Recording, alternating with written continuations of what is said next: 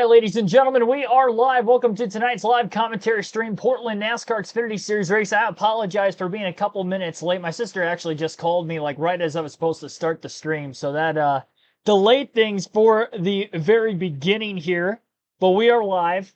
They did just give the command to fire engines, so we're going to kind of blow through this pretty quickly and go through the starting lineup for tonight's race. Then we'll do the talking point on how the point standings look coming into the second to last race of the regular season for the NASCAR Xfinity Series. Final road course race of the regular season tonight. Again, Portland International for tonight's action. Connor Zilisch on the pole trying to go for technically back-to-back wins as he ended up winning last week's race at Daytona. Parker Kligerman substituting in for him at the end of stage number 1. And luckily for him, he was able to get the win because he did start the race. Now this is going to be his first full race at Junior Motorsports in that 88 car since, of course, breaking his collarbone following a win at Watkins Glen even before that. So really, if we're looking at it, 3 straight wins is what Connor Zilisch is going for here this weekend, as he has won back-to-back with Watkins Glen and Daytona. And here we are with him on the pole here this evening. And he is in a fight for the regular season championship with Justin Allgaier as well, which we'll allude to here in a matter of moments. But Zilisch is going for 3 in a row.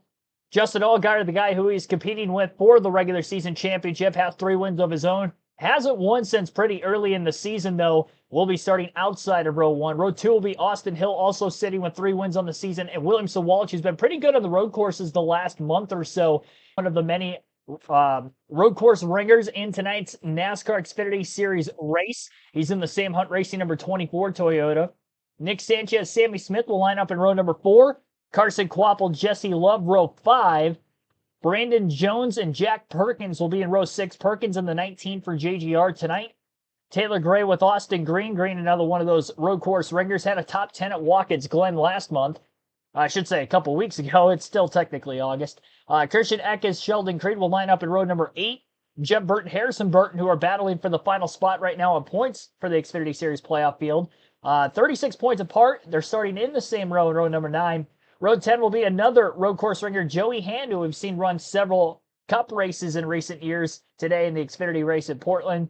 And then Ryan Sieg, his teammate for tonight, will be in row number 10 alongside him. Behind them in row number 11, back half of the field, Anthony Alfredo and Dean Thompson. Blaine Perkins, Matt DiBenedetto will line up in row 12. Jeremy Clements, Daniel Dye in row 13. 14 will be Will Brown and Brennan Poole. We've seen Brown once this season. He was actually in the Chicago street race. Got in that early incident with the host of our deal on lap 3, so looking to complete all the laps today. And row number 15 will be Parker Retzlaff and Ryan Ellis. Garrett Smithley, Vizante Salas will be in row 16. Row 17, Josh Bilicki, Kyle Sieg. Takuma Koga will be in row 18 alongside Thomas Annunziata. And Alex Lebay rounds out the field in 37th. So 37-car field for tonight's Xfinity race. 147 miles, 75 laps will be the scheduled distance for tonight's race. The Pacific Automation 147. So now into those point standings that I was talking about very briefly. We'll go more into a discussion now. The regular season championship battle between Justin Allgaier and Connor Zilisch is very tight. Only 3 points is the separation between them. Road course, great, I should say, in the NASCAR Xfinity Series, or what was at one point in time. Sam Mayer, this was before Connor Zilisch came along. Mayer's not won on a road course with his new team here at Haas, but he has had 3 career road course wins, all at Junior Motorsports in the Xfinity Series, including a couple last season. He's minus 26 below the points leader Allgaier, so very tight battle amongst those 3 with 2 whole races remaining. I think all 3 of those guys are going to be in the top 5 for most of the night as long as they stay out of trouble. And no stage, or we will have stage points, but there will not be live pit stops during the stages because of this being a standalone Xfinity race. All the Cup teams and personnel that the Xfinity teams would use for pit stop purposes are obviously in Darlington, South Carolina this weekend for the Truck and Cup Series show tomorrow. So with no live pit stops, track position and qualifying was even that much more important than what it already is. All those guys starting at the front of the field, looking to stay out of trouble and continue their way at the front of the field. Outside of the regular season championship battle, here is the playoff standings with 2 races left in the regular season. We have 8 spots locked up out of 12 possible. Connor Zilic has 7 wins on the year, most in the series, 3 apiece for Justin Allgaier and Austin Hill, and then 1 win for the other 5 drivers who do have at least a win on the year: Sam Mayer, Jesse Love, Brandon Jones, Sammy Smith, and Nick Sanchez. Carson Kvapil plus 120 points above the cut line, plus 84 for Sheldon Creed, plus 67 Taylor Gray, and Harrison Burton plus 36 is minus 72, and Christian Eck is minus 80 are the only drivers mathematically who have a chance to point their way in. Everybody from Brendan Poole in 17th in points on back in a must-win situation if they're going to want to get into the 2025 Xfinity Series playoff field. Today's race, as usual for the Xfinity Series, will be on the CW, so your local CW affiliate, again, will be today's live coverage. For visual purposes, the live commentary purposes, of course, are right here on the channel. Lights are out on the pace car. They will be going green this time by only a couple more corners at caution speed remain, and then the pace car will be pulling its way to pit road. Bam Hall, Shane Richards, Wade Steve, Henry Yester, Wayne Martin, JoJo, many others, thank you for tuning into the stream. And again, apologize for that slight delay, but we're here. Green flag is in the air. And we're underway at Portland for the NASCAR Xfinity Series in this standalone event. Great start for Zilic as he rolls his way into turn 1, well clear of the 7 of Justin Allgaier. Quickly side by side for third is Sawallich and Austin Hill. Hill wins the race back to the throttle up out of turn 2 in the left-hander, and he is going to try to hold clear on William Sawallich. You might have clipped the crash just a bit up out of turn 3. And I believe that actually costed him a spot in doing so, and Sam Mayer was able to make a pass for 4th. Rookie mistake on the opening lap by Sawallich before settling in line. And Sawallich under duress from Carson Kvapil, had a great run at Coda earlier this cut line on points. It would take a catastrophic failure for him not to make it, but obviously good qualifying effort. We'll see if Kvapil can be one of those threats for the race win as time progresses onward. Rounding out lap 1 as they come to the home stretch. Lap 1 will be led by our pole sitter Connor Zilic. Justin Allgaier, though, hot on his heels in 2nd place. Junior Motorsports has been so dominant this season. Most of those wins for the 88 team. Kyle Larson's actually won a race in that car as well this year. So for the owner standing side of things, 88 car has 8 wins. Justin Allgaier with 3.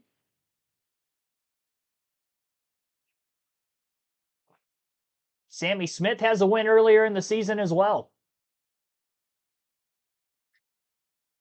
Looking for the 13th team win of the season here today. Only the 1 car has not gone to victory lane of the full-time rides, but again, Kvapil, consistently good season for his rookie campaign to be about 2 full races worth of points ahead of the cut line. The only reason he wasn't locked in is if we were to get a new winner, he would be 2 full races above the cut line ahead of the next driver. So there's a chance that he can lock his way in on points tonight, and the same could actually be said for both Sheldon Creed and Taylor Gray.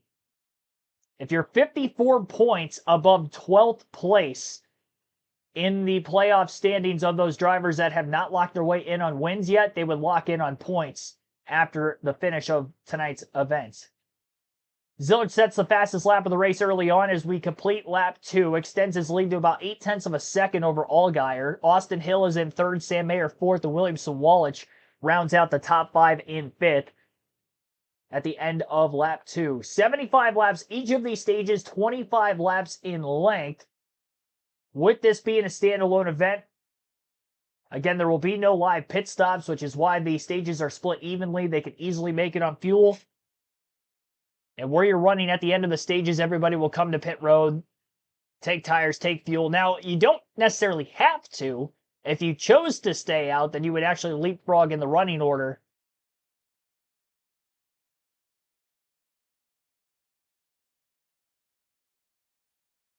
There's not enough personnel at the racetrack for these teams this weekend to be able to have our live pit stops. This is something we always see with the Xfinity and Truck Series when they're on their standalone races. This has been going on for a really long time that this has been the case. Sid for Brains, welcome to the stream. Say Allgaier be a contender. Connor is the stuff. Yes, he is. Even with a broken collarbone, the kid's out here. Could you imagine, though? He breaks his collarbone after the win at Watkins Glen, and he could technically win the first 2 races that he comes back without even missing a race due to injury. Luckily, they had an off week before Daytona, and obviously he was only able to run the first stage, stayed out of trouble, made the driver swap. Parker Kligerman brings the 88 team to victory lane. And he is attempting to run the full race here this evening. Him being, of course, Zilich. Frank Powers, welcome into the stream also. Be sure to hit the like button if you haven't done so yet. Our like goal will be 50 likes for tonight's stream. We came very close to that in the truck stream earlier. We were 1 like shy. So let's see if we can get to that early in this race here tonight. We're already at 22 as we're just beginning things. Past the 7:30 mark Eastern time. No lights at Portland, but it's not going to be an issue to get this whole race in before dark, as locally it is not even 5 o'clock Pacific time yet out on the West Coast. These Xfinity races usually don't go too much longer than that 2 to 2.5 hour length, and even 2.5 hours is, on a rare occasion, we'd have to get a lot of cautions for that to be the case, and we don't tend to see a lot of yellows on road courses in NASCAR.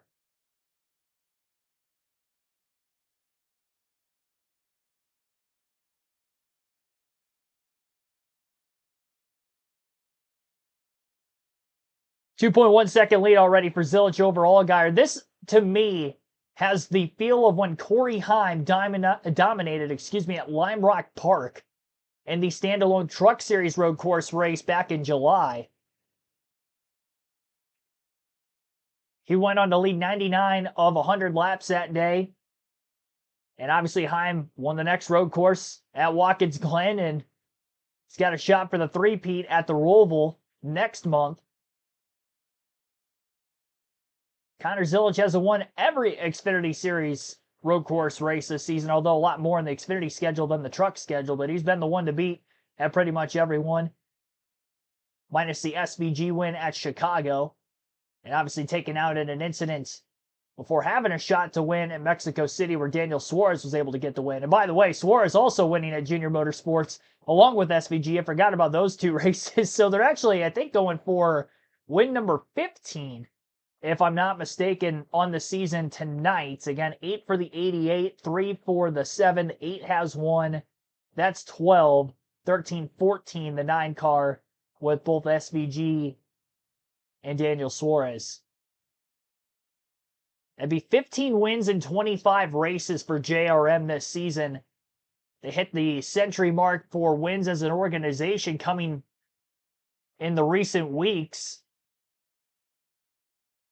And they might end up getting to that 105 benchmarker here before the end of the season. The rate they're going at.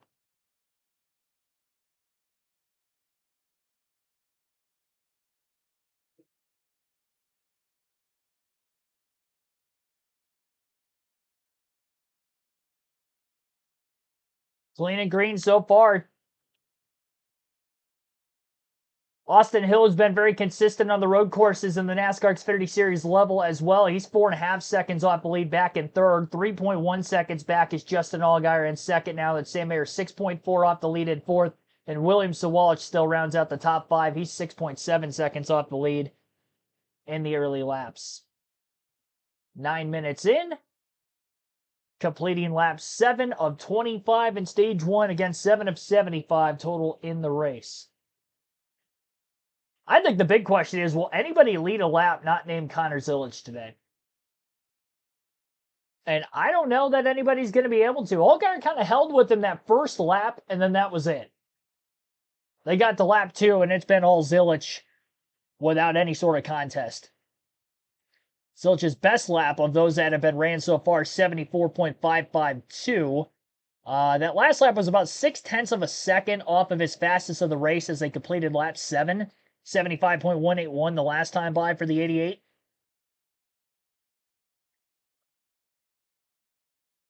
See if there's anybody that started deep in the field. Maybe some of those road course ringers who are up quite a few spots already. 8 spots gained for Alex LeBay from the last starting spot. Thomas Annunziata, 1 spot ahead of him, started 36 up to 28th, also up 8 positions. Those are the most spots gained from the start. Taylor Gray back in 33rd. In the early going of the race, Alan Day, after qualifying top 10, is back 10 positions, back 11 for Nick Sanchez, who has also fallen out of the top 10. He sits in 18th. 5 spots gained for Sheldon Creed, Jeb Burton.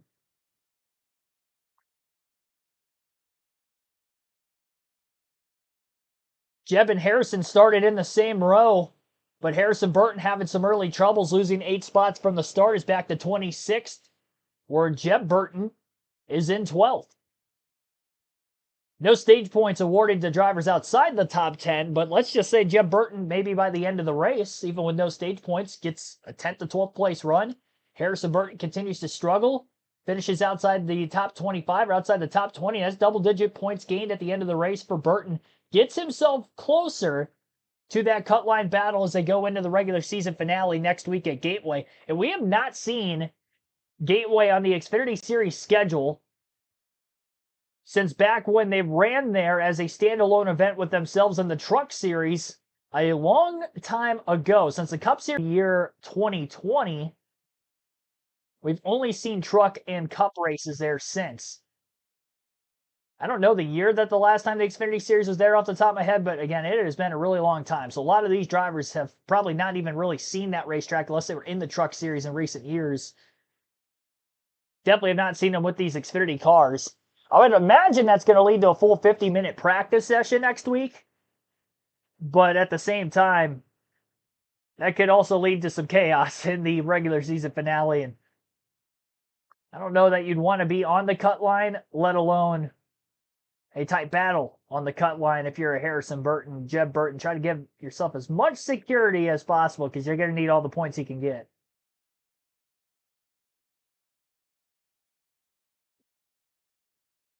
Zilch already 5 seconds ahead of Allgaier. Austin Hill slowly closing in on Justin Allgaier for second.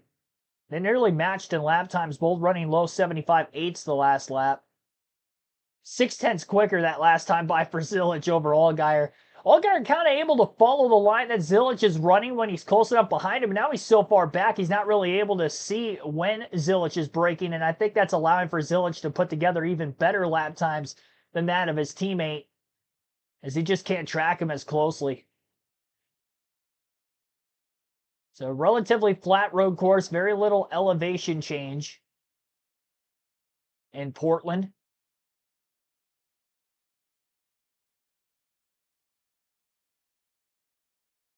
Same road course that the IndyCar Series races at. And Portland not going to be back on the NASCAR Xfinity Series schedule next season. It's kind of a one and done situation. Well, I should say one and done. We've been going here for a few years now, but this will be the last year of the Xfinity Series at Portland, at least for the foreseeable future.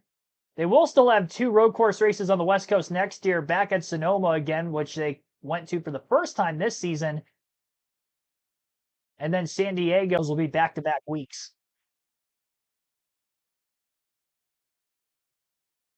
Showed a replay of Garrett Smithley going off track of one of the closing corners. Got to regather. He is back on the race surface. Obviously lost a lot of time. And he is now 36, last car on the lead lap. Takuma Koga for Alpha Prime Racing in the 35 is the only driver off the lead lap, as he just went a lap down that last time by. Zilch will be getting himself into heavier lap traffic by the end of the stage if it goes caution-free like it has so far. I mean, his lap times over the guys at the back of the pack are 2 to 3 seconds faster a lap. I mean, again, he was 7/10 quicker than Allgaier the last lap. It seems like every lap that goes by, he's putting about another half a tenth or so on Allgaier increasingly. Kind of similar to the SVG route that we see in the Cup Series, where he's just able to get better as the run goes on, comparison to the rest of the field, managing his tires, saving his tires while still putting together faster laps than everybody else on top of it. Dean Tate, welcome to the stream. Been there once, long time ago with Cart. That's how long ago it was. That's cool you've been here, though. Not many can say that they've been to Portland. It's kind of one of those like obscure racetracks, at least when it comes to NASCAR, just because we haven't raced here very long. NASCAR did go to Portland back in the early 2000s with the Truck Series. I don't think the Xfinity Series raced here at the time because I know Greg Biffle won one of those races. And that was when he was in the Truck Series full time before his Cup days. It might have even been the year he won the title.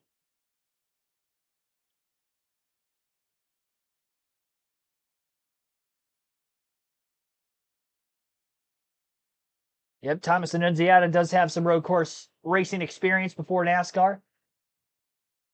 And I was talking about Lime Rock Park. He actually ran in that Lime Rock truck race earlier this year for Spire and ended up having a top 10 run. He might have even finished top 5. I know 99 of 100 laps. Kind of hard for me to remember the rest of the finishing order of that one.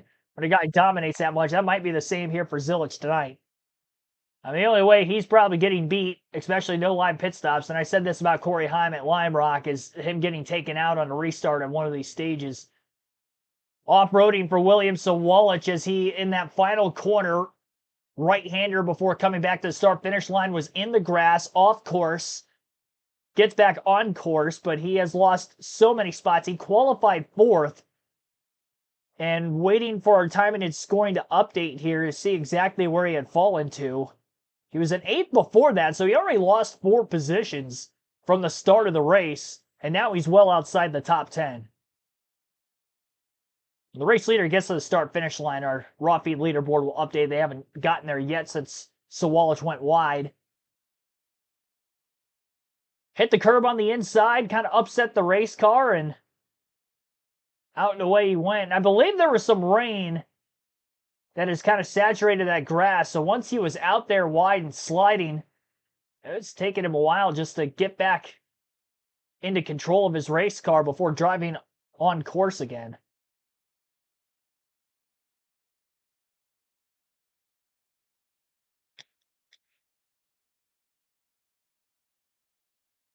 Still waiting for our leaderboard update. I believe he's fallen out of the top 25. I don't see him anywhere in the top 25 on the CW's leaderboard. That's a huge loss. Might get our first caution today coming up soon if the 26 can't get back into the pits. He's very slow. Not sure what turn he's in right now. I think he's on the beginning portion of the track. I think he just got out of turn 4. So Dean Thompson having some mechanical issues. One of the few drivers below the cut line who mathematically had a chance to still point their way into the playoffs coming into the night. Might not be the case going forward into the regular season finale. Started 20th. Obviously down 14 spots now and still falling. Thompson will get to pit road though, so we do stay green. 11 laps to go now in stage 1. Apparently seem to think that this is a more significant issue, so Dean's going to bring it to pit road and the team's going to check it out. A little late on that update from Dylan Welch to see exactly what the issue was for Dean Thompson, but definitely nothing good as they go underneath. Well, I thought they were going to go underneath the hood of the race car. It looks like there's only one crew member over the wall at the moment, going in where the window net's at, assisting the driver. Some sort of electrical issues maybe going on for Thompson. While there's no battle for the lead going on, there is a battle for second between Austin Hill and Justin Allgaier. And they've got quite the gap over the 4th place set of cars who are also in a battle amongst Sam Mayer and his former ride, the 1 of Carson Kvapil. So an 8-second gap back to second. And then the gap between 3rd and 4th is about 5.5 seconds. Vizante Salas off-roading in the 45. Seen a few cars go wide in this opening stage, losing a bunch of spots. Salas is the next one. And an update on William Sawalich and how many positions he ended up losing after going off the racetrack. I don't think our leaderboard's updated. Let me refresh the page. Unless he only lost 4 positions from that, it would have been 3 spots because I believe he was in 5th. And our leaderboard's showing him in 8th still, so My guess is Sawalch was running 5th when he went off. Not as big of a loss as it looked like it was going to be, or actually looked like it was on the TV side of things. Tim Brown, welcome to the stream. Just hit the like button again. Yeah, if you hit it twice, then it unlikes the stream, so I guess you would have to hit it a third time as well. Let me refresh my page, see where we're at for likes. Again, our goal is to get to 50 tonight, and we're at 35 already, and we're not even at the end of stage 1. 10 laps to go in this stage. Anyone know how long the chicane has been there? Was it added for NASCAR? I would like to think it was added for NASCAR. We know NASCAR likes their chicanes on road courses. Make things tight, more congested, more confined together, adds for more calamity and slower speeds. Anything to gut the speeds down. That seems to be a NASCAR motto of thinking. Jokingly, of course. Well, jokingly / non-jokingly, because that does seem to be a reoccurring thing that happens over the years in NASCAR. It's been going on for years. I mean, it's been going on ever since they first started throwing restrictor plates on super speedway races back in the late 80s.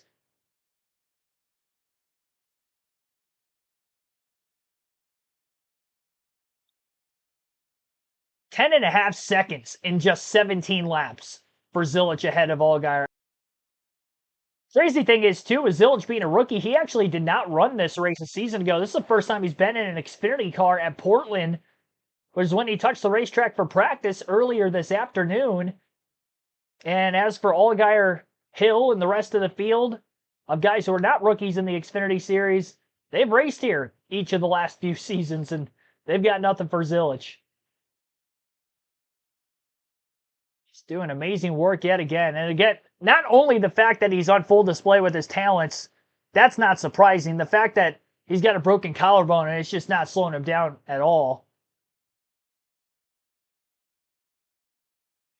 You wouldn't even think that he's hurt.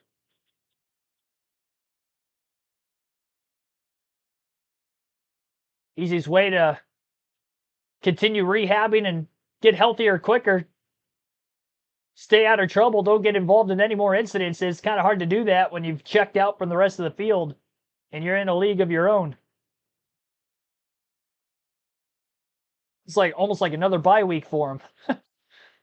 Only difference is he's going to get some playoff points to go along with it.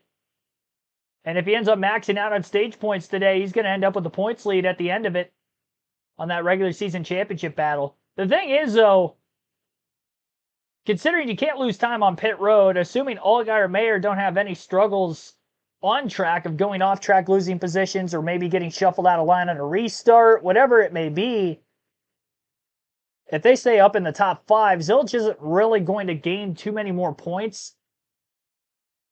And it's still going to be a tight 3-way battle into Gateway next week for that regular season title.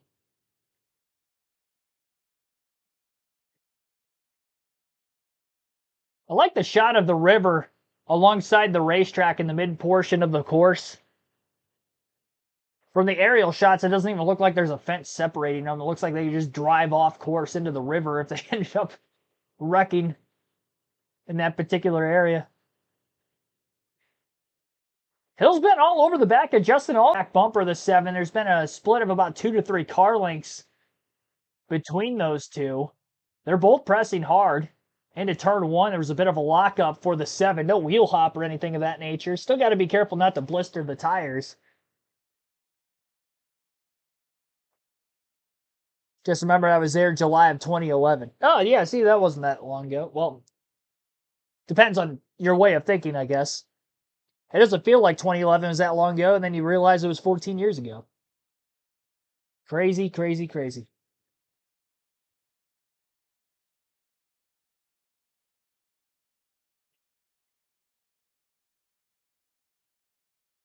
I'll be coming up on 6 laps to go in stage 1 this time by. Top 10 in the running order has Connor Zilich in the lead, Justin Allgaier in 2nd, Austin Hill 3rd, Sam Mayer 4th, Carson Kvapil 5th, Jesse Love 6th, William Sawalch back up to 7th. He during the last commercial break got by Brandon Jones. Jones now in 8th. Jack Perkins in 9th. And Sammy Smith rounds out the top 10.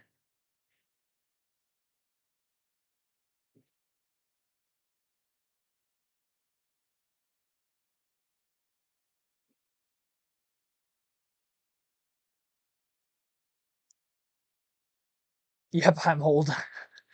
We all are.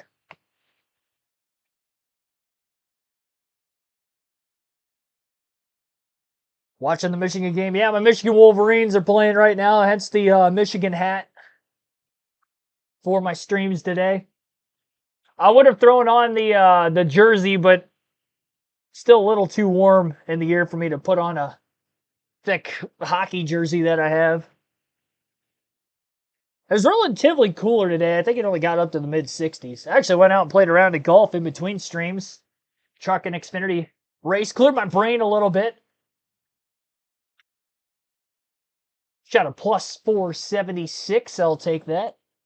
No birdies, though. That's 30 putts. Never did. Enough of me. Side by side for second into turn 1. Austin Hill attacking on Allgaier. It's been behind him very closely for a considerable amount of time. Completes the pass out, breaking him down the front stretch. Holds serve through turns 2 and 3. And Hill now looking to put some distance between himself and Allgaier. And again, the gap back to Mayer is still about 5 seconds for Justin Allgaier with 5 laps to go in the stage. So I think he's going to be good to hold on to at least third. That's such such an Austin Hill thing to do. Is you see Allgaier get a little loose there into turn 5. He might be struggling a little bit for the rear end of that 7 car. But for Austin Hill, yeah, he just dogs Justin Allgaier there lap after lap and finally got that opportunity down into turn 1 and starting to see the pace that he has. He has closed the gap lap time wise to Connor Zilisch too as we get late in this first stage. So starting to tighten up a little bit. You have to think Connor's maybe not pushing with his over 13 second lead right now, but definitely good to see some of these cars have a lot longer pace like William Swalich and Austin Hill. A solid but quiet start to this race for the one of Carson Waffle. Let's get an update there, Kim. Yeah, Adam, you took the words out of my mouth. A solid day so far for Carson Quapple, currently running in the 5th position. They came into this race plus 120 to the cut line, have a very good chance of locking in their playoff spot. So crew chief Andrew Overstreet told me because we're in such a good points position, we to be on defense. We can be on offense. What does that do? Gives us freedom, maybe a little bit more aggressive in our decisions without too much risk in terms of his racecraft. We just can't leave points right now. Carson doing a fantastic job. Andrew, very complimentary, Dylan, of the prep work his driver did for this race. And let's take a look at Jack Perkins, who runs in the 9th spot, a Toyota driver update, and the driver of the Joe Gibbs Racing number 19 car, making his second Xfinity Series start for the V8 Supercars veteran. This has been a track that Jack has laps at. He raced in the Trans Am Series here a few weeks ago. He's done a lot of laps on the sim. He said he feels like he's done everything to prepare. He said, I've driven the car, driven the track, done the sim. That's what I wanted. This might be my only opportunity to do this in the Xfinity Series and have a shot, so wanted to do everything to make it count. He'd done good so far. Only report was that he needed rear grip, but he is consistently turning laps first or second fastest of anybody else on the racetrack. In fact, last time he was the fastest car on the racetrack. So got buried a little bit here in traffic, but the 19 car is quick if they get track position. And Dylan, that's everything you can do is what he mentioned, running different race cars, running the track, doing the sim. And I thought he would be struggling that rear grip. We saw it earlier. The car was wiggling around, and that's just something that's so unique to these race cars is to struggle with rear grip as you go further and further to run. They just don't treat the rear tire as well as we're on board. William Swalich following Carson Quapple here. I thought he might be close enough to want to take a look, but he's going to get right there behind the one into turn 1 and 2. He's going to have a chance here in the next couple laps to try to make a pass of Carson. You know, and what magnifies this is the controlled pit stops, and you don't anticipate any ground, you know, being lost on the pit lane unless someone were to have an enormous problem when we get to that stage break. And so if you can make a pass here, you're improving your restart position for stage 2. So these last few laps going to be very competitive as everyone tries to gain ground and set themselves up for the next run of the race. That's a great point. He looks down into turn 7. It gets real tight there at the apex. They're now side by side in the backstretch. And this backstretch is sort of curved all the way around the line as you cut that inside wall. It's an awkward feel. It feels like you're going 1,000 miles per hour. The trees rushing by on the right side of the race car. An excellent pass by William Swalich. And to your point, you can't depend on your pit crew. You're not going to gain or lose anything on pit road. So every pass down to the end of the stage matters an incredible amount for the next stage. It's all up to the drivers at this race. If you want to see just drivers and who's the best and who has the most speed, the way this race is formatted is exactly what you would want, because it's all down to what you do on the racetrack under green conditions that matter. 2 to go in stage 1. Ooh. And there's problems for Dean Thompson. They've come to pit road, having a mechanical issue. Dylan talked about that, and now he's off track. This once again. Rough day for Thompson. Yeah, and so you can go to the access road as he's heading there to the right. Oh yeah, just overcooked it, and then you're just into the dirt on the right side. Then you just don't have the grip with how dirty it is offline there. We've seen this all weekend long. Cars consistently, the second they go off into that dirt, spinning around or losing a ton of grip and time. Back on board with Zilich, who will come back to 1 to go in a stage. Advantage right now, 14.7 seconds. And working around some lap vehicles. Boy, this is a tough spot. So he locked the rears there. We call wheel hop. We'll take a listen here. There it is. You hear that shudder of the rear of the race car? That's the rear tires actually hopping up and down as they lock under the brake, in the brake zone. Got away with it, but that raised your heart rate a little bit.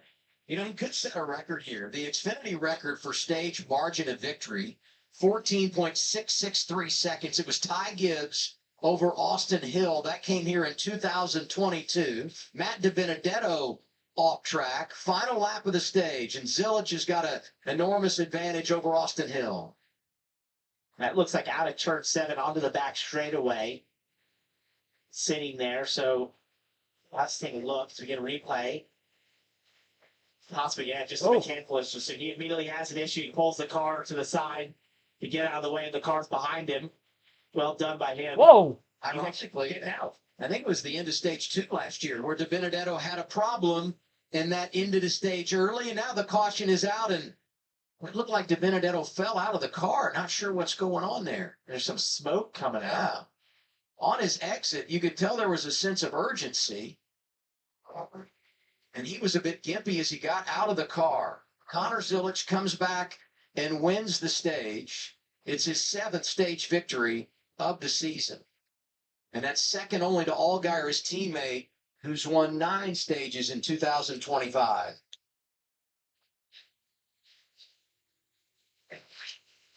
So we see Matt here, potentially his foot, an issue with his foot there. These race cars can get very hot down in the footwell, especially if there's not good heat shielding. That was just scary. Yeah, and he was definitely breathing heavily, so we'll have to find out more about what happened to Matt DiBenedetto, the 99. But definitely the heat in these race cars can be no joke when it's not correct. Top 5 in the stage, Zilich, Hill, Allgaier, Mayer, and Sawalich. And that's big when you talk about the regular season championship. Zilich gets a couple of points on Allgaier. Back to Portland in a moment on the CW.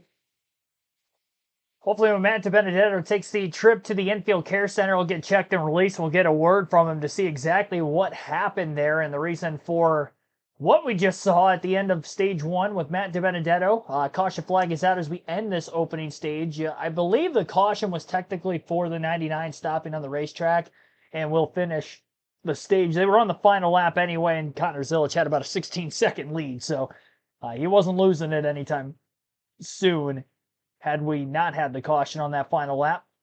Austin Hill got to second place with about 5 laps to go on the stage on Justin Allgaier. Allgaier held on for 3rd, and then Sam Mayer was 4th. The Williams Sawalich did get back up to 5th before the end of the stage, which is where he was before he went off-roading midway through there.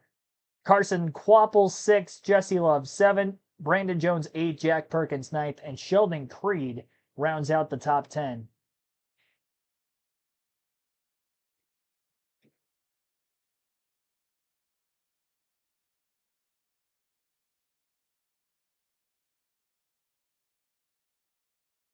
Got almost 80 people in the chat. Be sure to hit the like button if you haven't done so yet.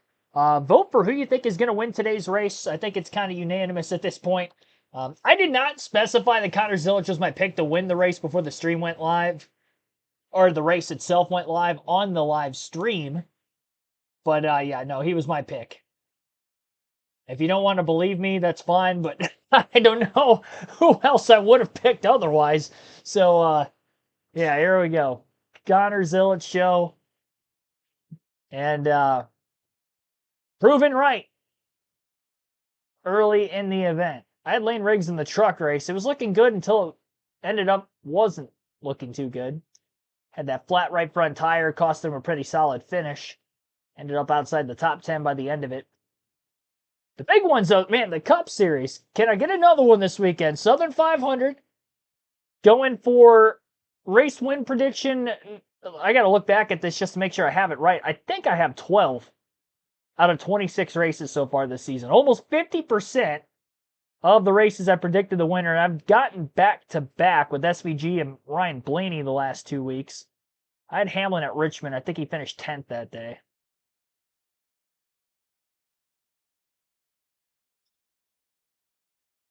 So, yeah, 2 in a row.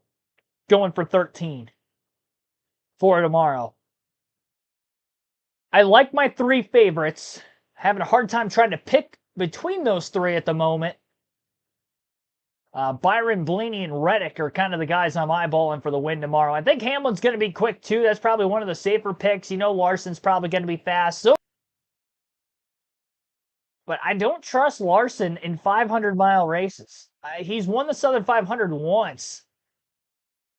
And he's won the 600 once back in 2021 with the Gen 6. And I think those are the only 2 500-mile plus length races he has won. It just seems like the grip level over the course of a longer green flag run, and as many as we see in those long races, just doesn't pan out as well for him.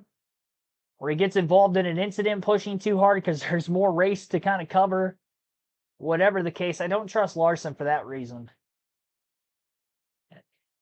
Hamlin, I actually picked to win the spring race earlier this year when he won, so, maybe I roll with him again, but Corey Gibson says Zilic with 3 explanation points. Yeah, that's pretty much all you need to know for what happened at stage 1. There's not even going to be a stage 1 recap here. Connor Zilic led every lap from the pole, and he had a 16-second lead at the end of it.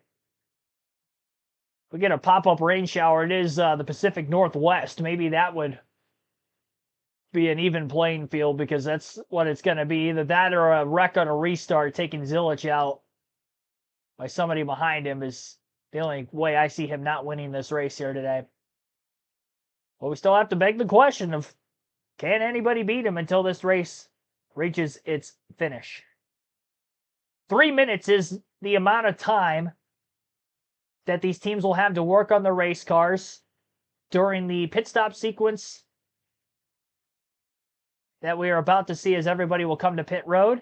And that is because this is a standalone event. Xfinity Series Cruise this weekend. Can't change tires and fuel at the same time. And obviously we'll see what kind of adjustments these teams can make over the course of their 4 tire stops. Procedure this weekend on a standalone for these NASCAR Xfinity teams. And here they come down to pit road now. And if you're a team that's historically struggled on pit road in terms of having a fast enough pit crew, it's an opportunity in some respects. If you're a team that has a really fast pit crew, you wish you had the opportunity to use it right now. That's sort of the difference in what opportunity this presents for some of the teams. But it's definitely the fairest way to do this, considering this race being all the way up the Pacific Northwest and most of the pit crew teams all in Darlington. Let's get some updates down to Progressive Pit Road and Kim. Yeah, we'll start with leader Connor Zilic. He's got the pace. Could use a little more from the car set. Little drive off later in the run is what he was missing. Little free there at the end. Just a very small adjustment. Not much, though, in terms of changes for the 88 of Connor Zilic. Running in the second position, Austin Hill. This team looking for momentum right now. They would have it if they finish where they're running. That's second. He said he fired off slow as the air pressure built up. But then by the end of the run, he's starting to lose rear drive off. The 88 could get pointed and throttled down sooner. By the time I got by the 7 is what Austin said. He was like, I was pretty much used up much quicker once I got around him. They'll make some small adjustments. And then you just saw the 7 of Justin Allgaier just struggling in the corner, tight apex, lacking rear lateral. They'll make an air pressure adjustment. And Justin asked what I think everybody wants to know. He said, we made games for practice. But then he said, I'm trying to figure out what the 88 is doing to be so fast. I think that's the question that everybody has so far here as Zilic has been good. The Joe Gibbs cars that started at the front of the field have been good as well. Brandon Jones here in the 20. finished in the 8th spot. His only report was that he was a little bit snug the first couple of laps and felt like he was chattering the tires on entry. They think that was maybe just due to the air pressure being too high at the start of this race, so they'll adjust that. And they discuss a chassis adjustment as well, which you see happening there with the wrench in the back window. For his teammate William Sawalich, finished 5th at the end of that stage. His report was just that he was a little bit loose and then that he was losing left rear lateral grip as the run went on. But crew chief Jeff Mendering, really complimentary of his driver. Remember, he had that off-track excursion, fell back to 8th, but didn't lose his cool, kept his head on straight, drove the car back to 5th. I think they're really happy with the car they've got, and their driver's done a pretty good job here, too.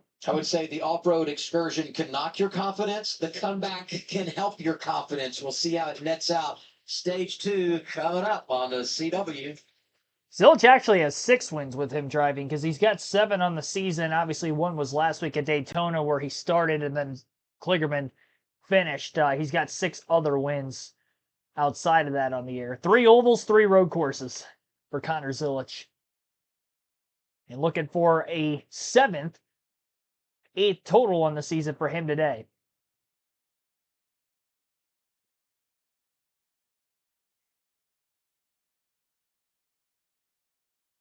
Very good probability he can go wire to wire in this one. Austin Hill in 2nd, Justin Allgaier 3rd, Sam Mayer 4th, William Sawalich in 5th, Carson Kvapil 6th. Again, that is our running order for the front portion of the pack for when we begin stage 2.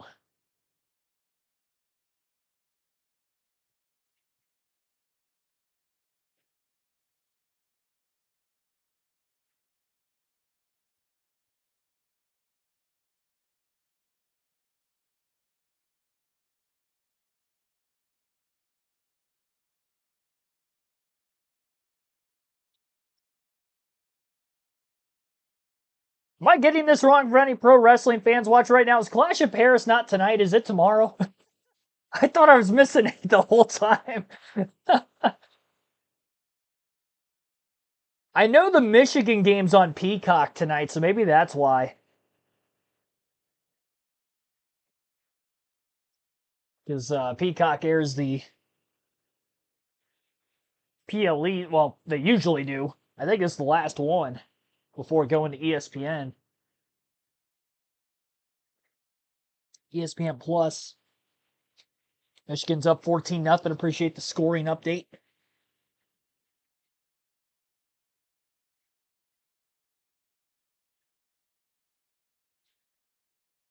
I don't expect it to be a down-to-the-wire game against New Mexico State, but they kind of struggled against Fresno State out of the Mountain West last year, so I'm not going to say anything's impossible. I do think their team this year should be better than last year's, but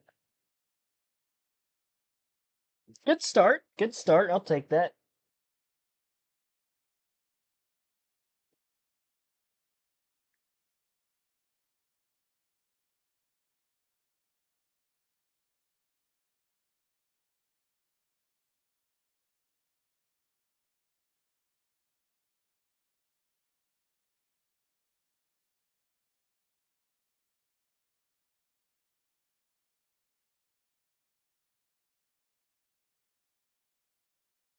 Alrighty. How many likes we up to? We're up to 44 likes. 6 more to our goal of 50 here tonight. We're back to caution flag conditions. Cars are back out on the race course. And we'll be going green shortly for stage 2 in Portland.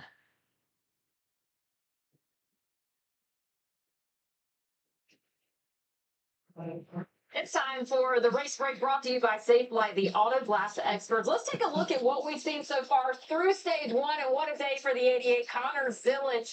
It has been his day. Maybe a little bit of a close moment right here as he goes through lap traffic, but not for long as the 88 speeds through the field, a huge advantage, and goes on to win stage 1. And what did that extra week off do for Connor Zilic and his broken collarbone now fixed? He said he's had much less discomfort this week, and it's got better every day since the doctor cleared him well over a week ago. He obviously did anticipate some discomfort in the car today, but didn't think it would hinder him on the track. Zilic has come back from a back injury, a broken collarbone. The only thing he's dealing with today is a slight rash from the glue they put on his strips. I joked with him earlier this week, if it's not one thing, it's the other. But of course, the stage one win, it fixes everything. We'll have much more on the other side of this. Stage two coming your way with Connor Zilic leading the field to green. We'll be right back on the CW.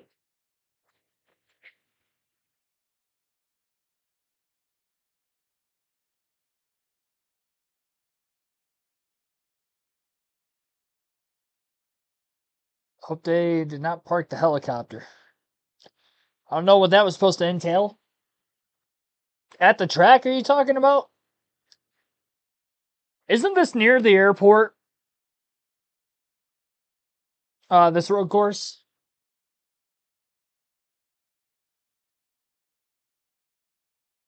I could be thinking of a different circuit up there in Portland. Chat might have to help me. CW helicopter feed.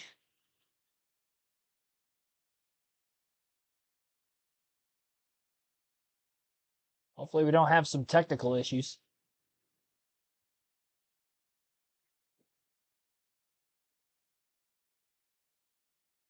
That would be the only possible way that we would have to run into any darkness issues for this race here today. They've got plenty of time to finish it. It's only 5:30 Eastern. More than a third of the way through this thing tonight.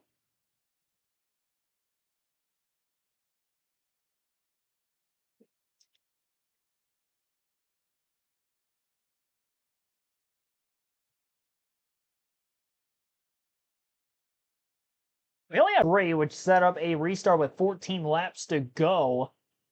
The way that this race has started here today, a couple guys going off course, but not really having any extra cautions here. We might have the same amount, if not less, yellows if we don't get any cautions for only the stage end this evening for the Xfinity race.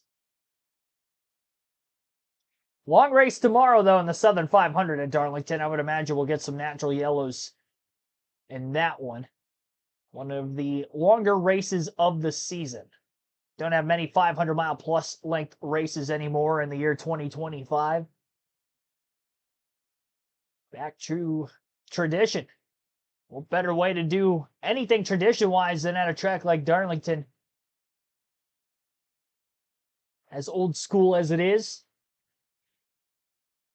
I highly recommend going to Darlington at some point in time, especially if you like your typical, normal short track racing at the local rinks, because it has that feel of just going to your regular Friday night or Saturday night show. Here's Matt DiBenedetto outside the Infield Care Center.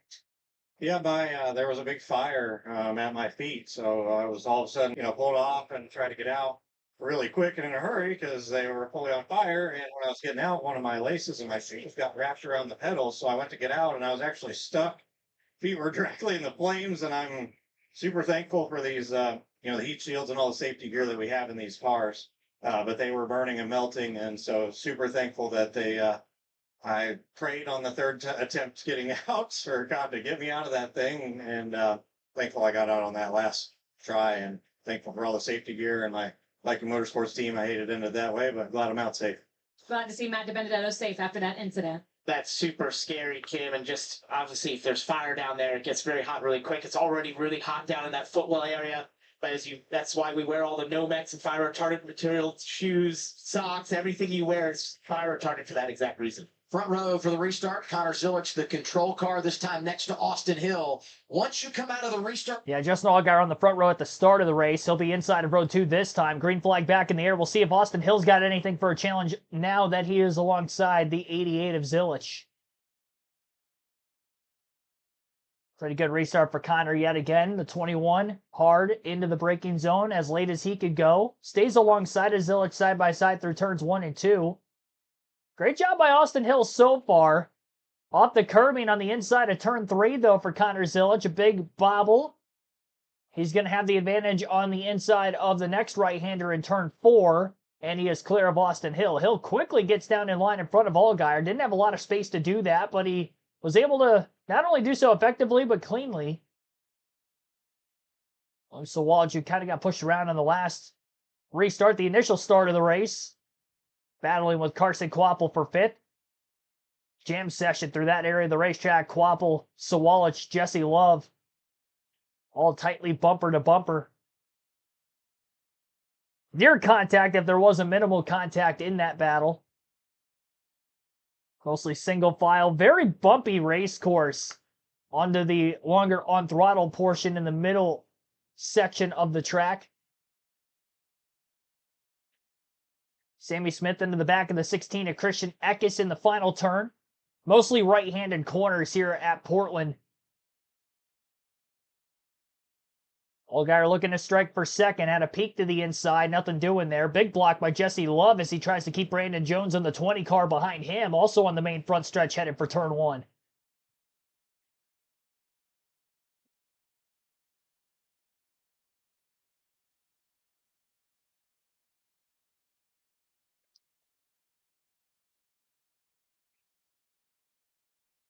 So again, all three stages, 25 laps in length with the stage yellow cautions. That took up 3 laps, so we restarted with 22 to go in the stage. Just completed 1 lap of green flag action so far for stage 2. Carson Kvapil all over Sam Mayer. He wasn't able to make a pass on Mayer at all in stage 1, despite being pretty close behind him for most of that opening frame. Had some smoke coming out of the rear tires, locking up the brakes a bit. His first couple laps of the run out of the Esses. Still nothing for Mayer. Mayer arcing off the corner pretty wide into that final right-hand corner. Extends his gap a bit on Kvapil as they head for the front stretch.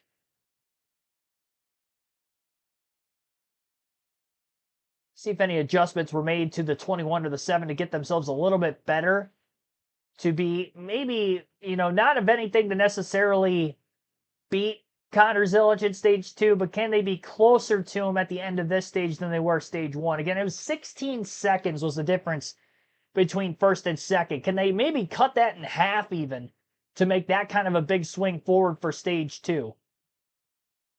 They're guaranteed 3 laps less of a green flag run. So for that reason, you would kind of think so mathematically. And on top of that, have they made any progress in the right direction handling-wise? And stage 3 comes around. You hope to just kind of cut that in half, and it's 3 to 4 seconds. And you have at least more for him by the time the final stage comes around under a late race restart circumstance, because they can hang with him for about a lap and a half, and that seems to be about it. But if they get in front of him, 1 car, maybe 2, set him back just a little bit, buy him a little extra time in a circumstance where we would only have a couple laps to go in a restart. It's the only chance they really have. So the battle for second is obviously going to be important between Hill and Allgaier to be just that much closer to the front of the pack under restart circumstances with the 88.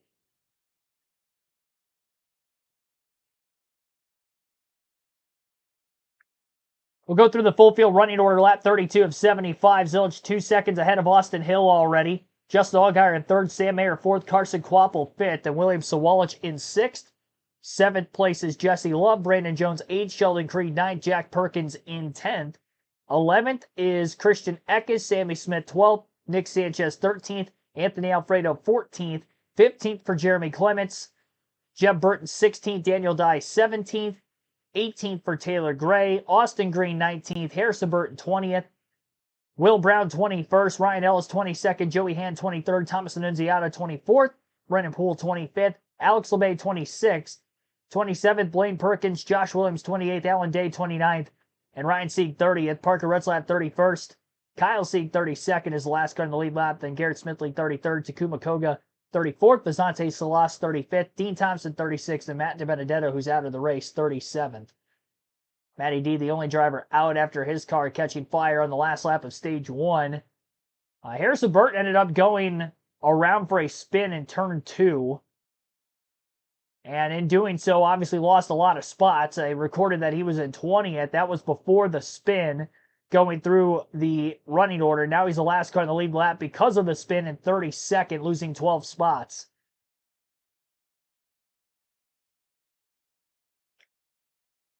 Stage points yet again. And Burton's fallen behind a bit. He was 12th at the end of stage 1. Now he is in 18th. Lost 4 spots on the restart. So I guess mathematically it would have been 14th at the end of the last stage. but even still, going in the wrong direction. Taylor Gray going in the right direction after starting deep in the field. He is up to 17th place, 8 spots gained for Gray since the restart. Trying to get himself in the best position possible to maybe point his way into the next round of the playoffs after the conclusion of the race today.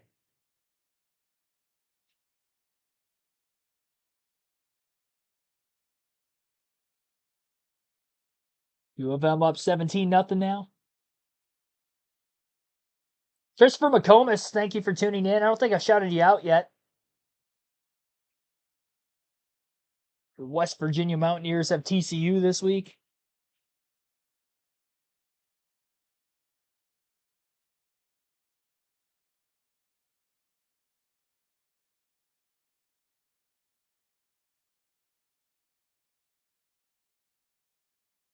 .7-second lead for Zilich over Austin Hill.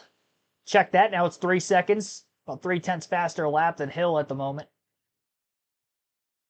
And he's still about 0.6 faster than Justin Allgaier the last time by. This might be that cliff point where Austin Hill can maybe pull away from the 7.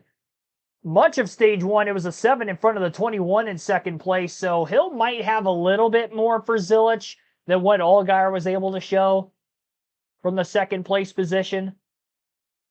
I feel pretty confident that that gap is not going to be anywhere near 16 seconds like it was at the end of stage 1. It might be more like 7, 8, 9 seconds, but I don't think he's going to grow the lead out too much more.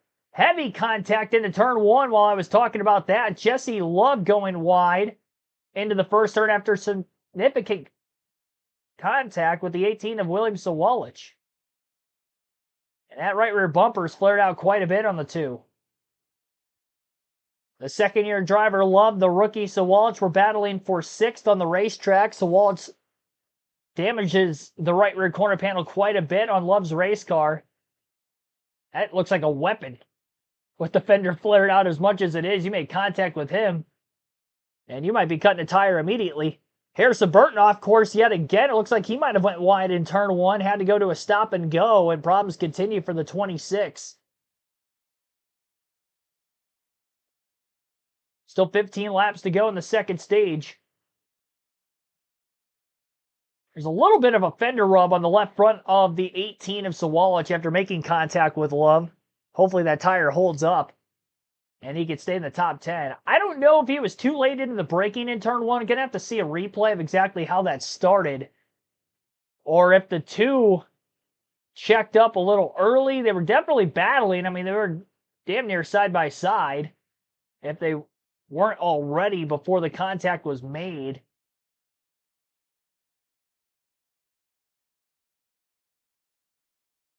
Love actually didn't really lose any positions out of that, but he lost interval time. Lost 2 spots, nothing major. Could be more if he ends up not being able to hang on, and now Sheldon Creed goes wide, trying to get by the 2 of Jesse Love. Quick recovery to get back on the race course. He's side by side with Eckes for position. Perkins in the 19 gets by for 9th. Getting after Jesse Love, the 2's got all kinds of damage. Sheldon Creed went off track, and all of this happening up inside the top 10.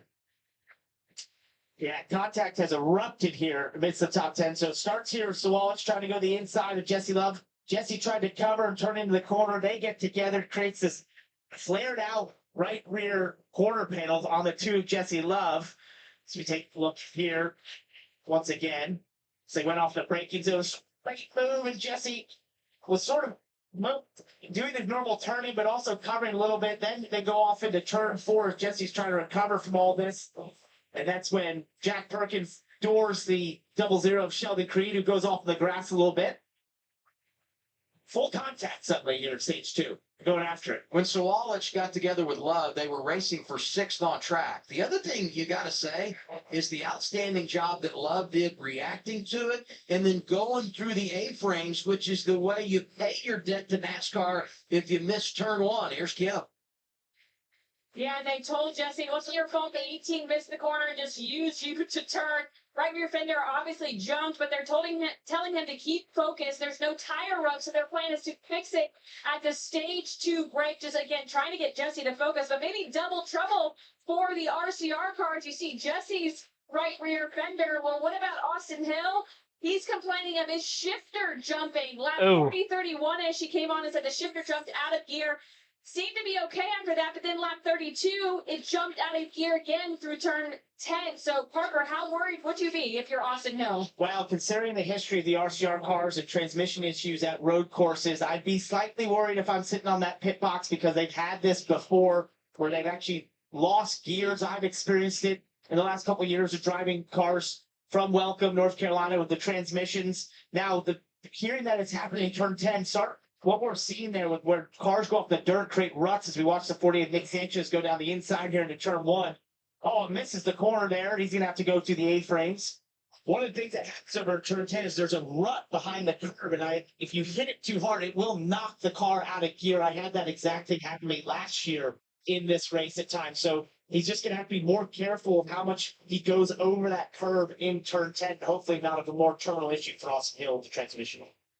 This has been a very eventful second stage of the race. Really good racing all over. You had the incredible restart when they were dogging Zilich at the front. Ultimately, the 88. When did that happen? He continues to dominate this race. And we need to touch on, Christian Eckes, who's been a really good road racer this year. 3 top 5s in his rookie campaign. 2 of those have come on the road. Here he is inside the top 10 and trying to take advantage of that damage number 2. And he might just do it down to turn 10. Wants to get real tight. Oh, for Jesse's up there. He's able to keep on the racetrack. He is. Good job with that, but he's going to lose more positions here. He's just in damage control at this point. With the damage he's got there, pardon the pun in some respects, he's got basically a parachute down the straightaways of the right side of that race car, slowing him down. It's making him vulnerable to all these different cars. We're able to get by him right now, so he's just going to have to try and limit this damage on the racetrack as much as he can until they get to that stage break and they can work on that quarter panel. Frustration for the crew chief, Danny Stockman, who can do nothing about it until we get that stage break. You definitely aren't going to pit under green unless it's an absolute must. And this reminds me of last year. Love here had the heavy damage. I didn't know that was here. It down, trying to get it back into place. Once again, the 2 cars dinged up in Portland. And it's such a frustrating position to be in for Jesse Love. Knowing your race car is wounded like this, you're just trying to hold on the best you can. You're basically just begging the laps to tick by as fast as possible as it tries to hold off Nick Sanchez here. But once they get to the straightaway, that parachute out the right side is going to slow him down and make it an easy pass for Nick Sanchez. You got to do your best behind the wheel and in these moments to try and collect your thoughts, not overreact, not try to make it worse than it already is. And he's just doing the best he can to hang on to the end of the stage right now. But this goes back for a guy like Sanchez to what we talked about in stage 1, the sense of urgency to get positions knowing there's no real strategy to take advantage. And this is a dangerous place to make a pass. But Eckes just throws it in and gets the spot. Commercial break on CW. We'll go through the top 10. Connor Zilich out in front with 10 laps to go in stage 2. He's got a 5.4 second lead over Austin Hill. 6 seconds to third place, Justin Allgaier. Sam Mayer, 7.6 seconds back and fourth. Carson Kvapil rounds out the top 5. He's 7.9 seconds off the lead in fifth. 8.3 to William Sawalich in sixth. Brandon Jones, 8.6 off the lead in seventh. Jack Perkins, 11.6 seconds off the lead in eighth. Christian Eckes, 16 seconds back in ninth. Sheldon Creed rounds out the top 10, 17.3 seconds off the lead for Creed. So that's the top 10 in the running order, lap 40 of 75. You're listening live on KRC. Our live commentary coverage continues at Portland for the NASCAR Xfinity Series. At the end of stage 2, we'll have our diecast showing, and we will close the chat poll, which will remain open until then. 64 votes have been casted, and as of right now, Connor Zilich has won the poll virtually. 66% of you taking Zilich for the win. 20% somebody other than Hill, Mayer, or Zilich. Surprised it's even that high for anybody else, honestly. 8% for Sam Mayer, 6% for Austin Hill. They've all been in the top 4.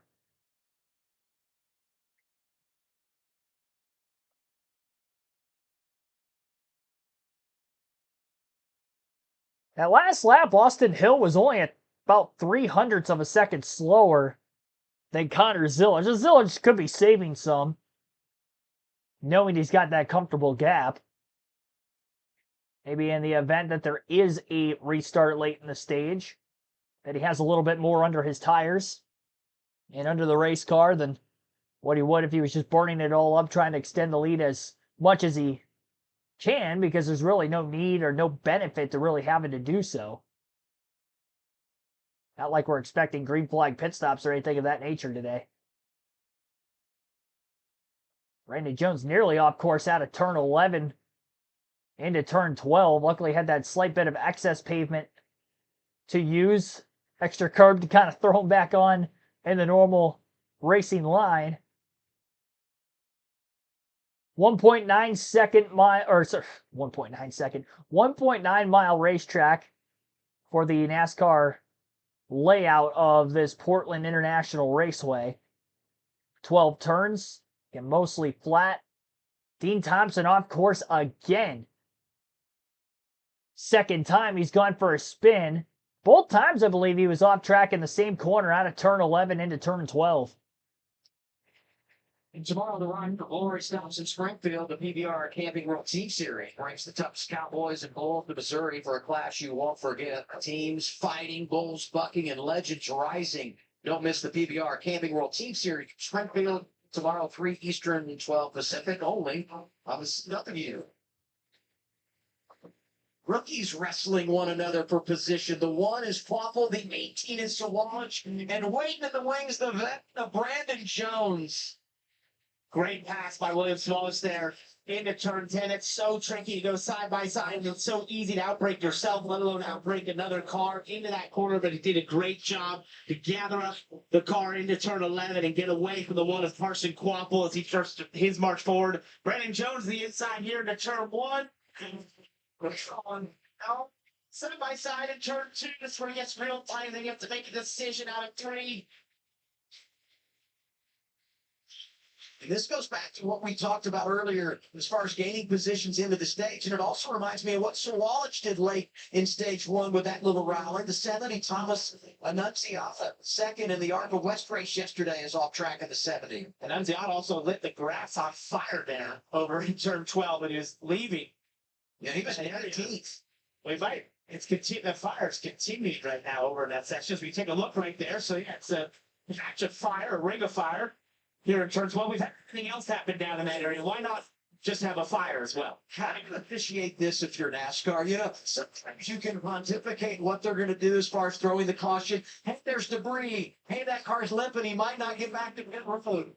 I don't know that I've ever had to anticipate what the flag will be and when it will come with a bridge fire. I've not seen that one before. Yeah, the last significant rain we had here was 2 weeks ago, so this place is really dry. We've seen that with the dust down in that area as well. You know, there's other racing series that sometimes create sparks, and that gets on the grass and has created fires before, so this is not unusual to see at a racetrack with really hot race cars and dry grass on the edges creating a fire. But I think if it's able to be put out or go out naturally, then NASCAR doesn't really have to react to it. Let's hope we don't get a caution to interrupt progress here, and that's what Connor Zillage hopes as well. You know, his advantage out front has been impressive. 5.7 seconds here, and he had a 15-second advantage there toward the end of the opening stage. But what I would say is back behind him, the racing has just been tremendously competitive. We saw the Sawalch move. You see Quaffle here, Brandon Jones, Jack Perkins. A lot of battles for spots all over the racetrack. It's been an all-out brawl in the top 10 among so many cars. What we're used to seeing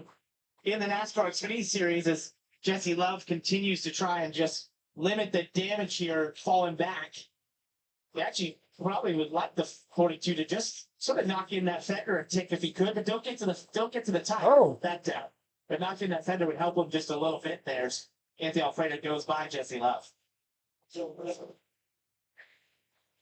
we take a look at these two down in turn 4. That's a bump there. A little bit more of a bump. That's a push. A little bit into 4, down to 5 side by side. We might see why they had that reaction from Anthony Alfredo, just a little bump there. Nonverbal communication. Letting each other know if they don't appreciate the way they're being raced. You see Jeremy Clements is going off at 12, getting it gathered up and going again down the front straightaway. Now, Jeremy Clements had gotten up to the top 15, but going in the wrong direction, and Ryan Sieg is taking advantage of him. Sieg had that speeding penalty when he was 16th at the end of stage 1, 24 Alon Day. Racing the 11 of Will Brown. As we go further back in this pack, one thing you can't miss is how damaged some of these race cars are with all the contact that we've seen around this racetrack. You see the right front there for Will Brown. I believe that was from him hitting the 25. There's damage for Elon Day, and also the right side there for Jeremy Clements. Hey, Daniel Dye had a really good second stage, was up to 14th, but he's gotten a penalty for shortcutting the track. He actually was penalized because down in turn 1, he missed and did not go through the A-frames. And there's the update on the little fire, still burning, but so far no caution. And I would anticipate what we see here and how long that's been going on, that NASCAR is going to let everybody continue to race. That's obviously very far away from the racetrack. That fire has grown very quickly in that area. It's killing the already dead grass. Next, Quapple and Jones. Jack Perkins. These few have been locked together, it seems like, this entire race so far. They've been following each other in this sort of battle pack that they've had. So Wallace was able to get away from this. A little bit of pace, but Carson Quapple sort of holding up these two other Joe Gibbs cars a little bit. He continually locks that right front. We've seen that from him often do this race right now. You just got to be careful, especially late in this run. You can really hurt that tire to go down from locking it up badly late in the run after it's been worn through this whole run. There's 5 to go in the stage, and someone that wants the end of the stage to come quickly is Harrison Burton. Came in just above the playoff cut line. Jack Perkins going wide. Going off track here in this second stage. And the one thing he's got to guard. They're not going to cover that? It's going down. You don't want that to happen because it would really exaggerate the disadvantage he already has in this race, Dylan. Jack Perkins just went wide and lost 3 spots. Control pit stops. This is a little bit of a tricky situation for them. The rule is if you pit under green here from yellow line to yellow line, it's basically the start of pit road to the end of pit road, you cannot change tires and complete your service faster than 63 seconds. That's the rule this weekend, 63 seconds minimum. So the team had done the math, and they said that if they had done that, if they brought him down to change tires because he had those 2 spins and they kind of messed up the tires a little bit, they were going to lose a lap without a doubt. So they opted to keep him on the racetrack as we see Joey Hand doing an off-road excursion here. Back to the 25, though, of Harrison Burton. So they weren't going to come down pit road and change the tires. Now, basically, for the last, probably 10 laps or so, they've just been giving him minimum lap time, the time that he has to hit to stay ahead of the 88 of Zillage. So it's sort of a race against the clock, but yeah, Adam, they definitely would love to see the green and white checkered here to conclude this stage and stay on the lead lap. They should be able to. And I think he's going to be fine just looking at some of the math here, what lap times he's doing compared to where he was for Connor Zilch, as we have hosed down the fire. All right, there we go. Without having to throw a caution. Great work by NASCAR and the trackside crew here. I don't think they were probably expecting to have to do that. Right. But they reacted well. We didn't have to go on a caution. Didn't have that one on the bingo card. No, not at all. Hey, the Harrison Burton situation came in 36 points above the cut line. As we ride right now, he's only 19 to the good. Jeff Burton doing his part up there in the 14th spot. Jeff, not someone who's done unbelievable things over the years road racing, not someone you think of when it comes to this style as much, but he's taking care of business today and doing everything he can to put the pressure on going to the regular season finale next weekend. And he's got company from his teammate, Austin Green, inside the top 15. We know how good he is as a road racer. We heard earlier in the day that this is Jeff's favorite road course that he comes to, so to have an outside day when he needs it most, when Harrison's struggling, this is a big day for him. And just being in the top 15, I feel like for him on road courses should be where he aims to be. And that's exactly what he's doing today. And that's a great day for Jeb. And it's exactly what he needed. A day where he could eclipse the run of the 25, have a big gain like he's having right now, but he's got to finish it out. As this battle continues, Carson Quapple on the outside of turn 12. It can take forever to make a pass here. Jones has just worked over the young driver Carson Quapple, and finally Brandon gets through for 6. Jack Perkins taking a peek at turn 1. 2 laps to go, second stage at Portland.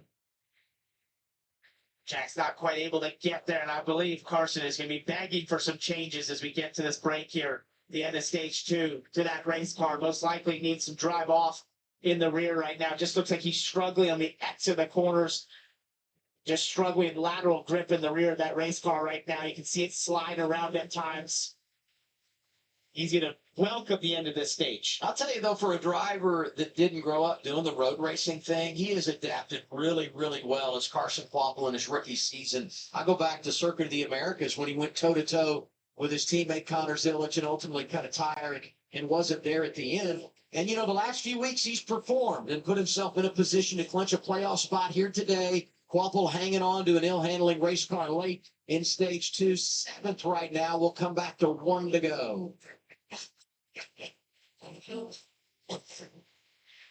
Trying to hold off Jack Perkins right here from doing the same thing Brandon Jones did to him down into turn 12. He's able to fend him off there, but Jack's real close. You just see that wiggle. It's just lacking that rear grip at this point in the run. You can just see it each and every corner as he tries to get the power down the rear of that car, just wiggling around. Now, in these battles here, a little bit of a snapshot of what we see in top 10. Look at that. Kvapil trying to back. He goes by Brandon Jones in turn 2. Incredible move by Kvapil, and Perkins comes through as well. Brandon sort of missed the corner there into turn 1. I don't know if he just missed the braking zone or locked the rears, left the door open. Carson struck accordingly. What a move by Carson Kvapil there to get by him and hold off the 19 of Jack Perkins. I was just going to say, these three racing a snapshot of what we see in the top 10. When you look at the rundown ending the stage, 4 JRM, Junior Motorsports Chevys there, and 3 Toyotas from Joe Gibbs Racing. And leading the pack, Connor Zilic, who's just been remarkable today. Started on pole, he's led every lap, and he's going to get out the broom and sweep the stages. 88, dominant so far here in Portland. Stage victory number 8. Just incredible. And he's got those 20 stage points and will take over the regular season lead in this exchange with Allgaier in stage 2. And we come back racing for 6th. It's Kvapil in front of Perkins and Jones. But boy, did that trio put on a show to end our second stage. Great job by Carson Kvapil there to recover and not overreact when he was struggling and to strike when the 20 made a mistake to get 6th in that stage. He can be really proud of that stage. How about the 2 rookies that don't give up? Sawallich lost some ground in stage 1, comes back. He's now 4th. Carson Kvapil, who lost some ground and comes back. And the driver that doesn't need to come back because he spent the entire afternoon out front. Connor Zilic doing it again on the road, this time getting it done in the Pacific Northwest. He swept the stages here in Portland. 50 for 50 so far for Connor Zilic, where he's led the first 50 laps of today's race out of 75.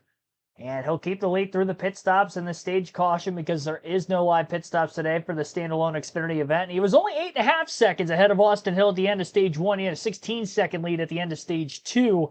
At the end of stage 1, he was 16 seconds ahead. End of stage 2, he was 8.9 seconds ahead. So, Hill did close the gap a little bit. Kind of figured he'd be in that 7, 8, 9 second ballpark. We'll see if he can close it even more for stage 3. That's about as interesting as I can make the battle up at the front of the field seem because, again, it has been all Zilic. Not only leading as many laps as he has, but he's had a giant interval back to second place for his lead this entire afternoon.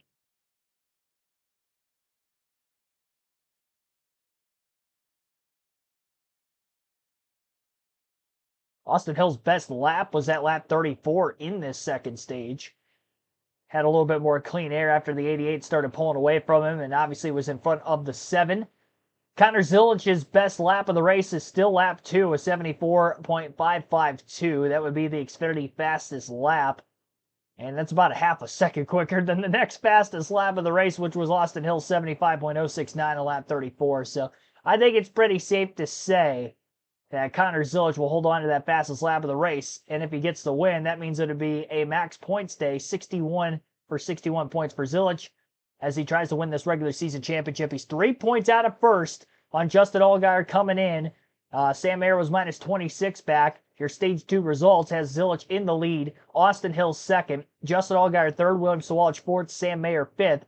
Then 6 was Carson Kvapil with the last lap pass in turn 1. Jack Perkins 7th, followed him through. Brandon Jones lost those 2 spots, ended up 8th at the end of the stage. Christian Eckes 9th, and Sammy Smith, again the top 10, 1 point per position for those stage points at the end of the stage.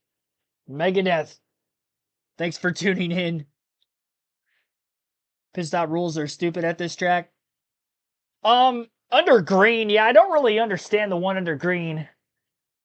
I can understand the logic in thinking wanting to deter guys from pitting under green flag conditions with limited team personnel, but if they're going to lose a lot of time anyway, I don't understand why you have to hold them to a specific time period. That one I don't get. As far as the pit stop rule for the cautions, they just don't have enough team personnel at the track. The Xfinity Truck Series programs nowadays feed off of the Cup Series when it comes to pit stops themselves, not having their normal over-the-wall pit crews that they would usually have for all the races that they would have when the Cup Series is in town the same weekend. It evens the playing field out. Because a lot of these smaller teams, for instance, that aren't your RCR, your Joe Gibbs Racing here in the Xfinity Series Junior Motorsports, they're not going to have many crew members to be able to work with. Their pit stops are going to be nowhere near that of the bigger teams. So they kind of have to do this for the caution's sake. And again, they've been doing this for a really long time on standalone events. This isn't anything new that we've only seen in the last couple of years. They've been doing it for well more than a decade. I think the first time I went to Mid-Ohio was back in 2017, I want to say, for the Xfinity Series. Maybe 2018 for the Xfinity Series. But they were doing it even back then. That's about 8-9 years now. I'm sure they were doing it even before that.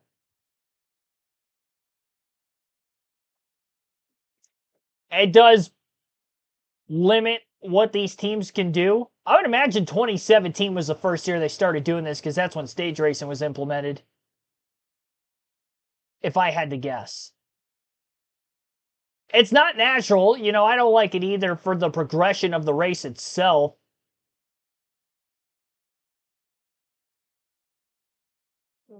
But I feel it's just something they have to do at the same time.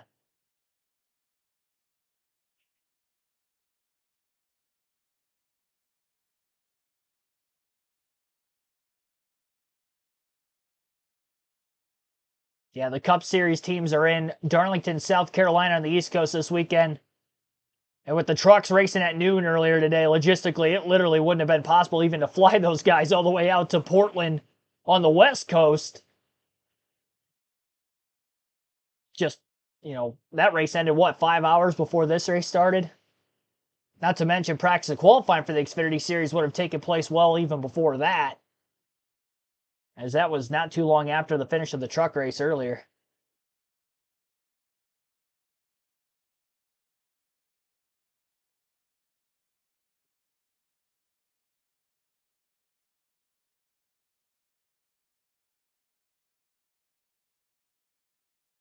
So both cautions at the stage ends today. No cautions for incidents. For the most part, technically the caution came out on the last lap of stage 1 when the 99 car had caught fire and stalled out on the final lap of the stage. So that would have been an incidental caution running into the end of stage 1, but no other yellows other than that. We would have ended up catching a caution about a half a lap after the fact anyway. We'll see if this will be the final restart of the day upcoming. This pit road will be open here shortly. Kinds of things you need to be mindful of when you go to a venue, and that just helps his overall mindset when he goes and races on the weekends at one of these road courses. Right, because one of the hardest things about road courses, especially if you're new to them, is understanding which corners are important and which are not, right? And you make sacrifices to certain corners to be better at a different corner. And what you look at historically is which corner leads on the longest straightaway, and then go from there, and it goes in subsequent value basically from then on. So it's helpful for a young driver to have someone like Jack Hawksworth that can tell you, hey, this is what you need to pay attention to. These are the corners that matter. These don't. If you weren't with us earlier, we don't have our normal pit crews here, standalone weekend for the Xfinity Series here in Portland. So we're doing controlled pit stops. Everybody comes down. You get a 3-minute break. As long as you do your service during that 3-minute break, no positions exchange hands unless you're penalized. And we did have a couple of speeders exiting pit road when they came off How does after the that stops at happen? the end of stage 1. And you don't begin your work until everyone is there. Speed on pit NASCAR road gives when you're the not going to signal, lose any position. and that's when that 3-minute clock will start. Let's go to Progressive Pit Road. We start things off with Kim. Yeah, and Carson Quapple in the one car. We'll talk about him in a second. There we go. Just some major complaints. He said, really tight, keep locking on my tires, can't turn at all. Also, the back end out of the racetrack, but that tightness was the biggest problem. So there's going to be some wholesale changes once the crew is allowed to go to work. Rubber in the left rear, track bar, wedge, air pressure. You seemed a little discouraged on the radio, so much so that crew chief Andrew Overstreet got on and said, you are still in the game. He tried to refocus his driver, so we do look for some wholesale changes to that one car. Also, Sam Mayer, despite running top 5 and looking for that 5th straight top 5 finish, the crew told me that they need a lot more out of that car. Said it's really tight, no rear grip. So some changes for Sam Mayer as well as Carson Quapple, Dylan. And for the 18 of Williams Sawalis, the biggest concern is this damage on the left front that resulted from contact with the Jesse Love car, the 2 car. Jeff Mendering, who you saw there on the screen, he's got the gloves on. He's gone over the wall, and he was the first one to start yanking on that damage there just above the left front headlight. So I think he did what he could there. He got the bear bond and a wrench and about everything else he can carry in one trip over here in his hands to try to get this patched up. The car, Williams said, was pretty good. Said he just needed to be a little bit freer to turn better. They're going to go back to how they started this race. They were happy with the balance there. Just in front of him is his teammate Taylor Gray, whose progress we've been keeping an eye on. He was another car that had to start at the rear of the field. He said he was a little bit snug through the switchback portion of the racetrack, but the biggest thing they've been reminding him all race, these guys in front of us are making mistakes. We're going to keep our car on the racetrack all day, and that's going to pay dividends for us. They've done it so far. He finished 13th at the end of this second stage, and we'll see what he's got here over the final 20 laps or so as he tries to charge towards the front. And he came in 67 points above the cut line, plus 68 now. Given what's transpired in their day and where they are now, I'd say he'll take it. Connor Zilich, the race leader. Final stage coming up for Portland. 52 laps led in the first 52 completed laps, all for our pole sitter, Connor Zilich. When you looked at the stat sheet and saw Zilich qualified on the pole by 0.4 of a second over second place, you knew that collarbone was not going to be an issue coming into this one here today. And again, like I mentioned back at stage 1, it's fascinating to me that he could pick up on a track this quickly when he has had no laps of experience, at least with a NASCAR Xfinity car. I don't know if he's ever touched this racetrack in any of his sports car racing days before NASCAR through his teenage years. But this is a track that has been on the Xfinity Series schedule for the last few years now, and a lot of these drivers have been able to race here before, especially guys like Austin Hill and Justin Allgaier, who are second and third who have been in the Xfinity Series. Sam Mayer, top 5 tonight.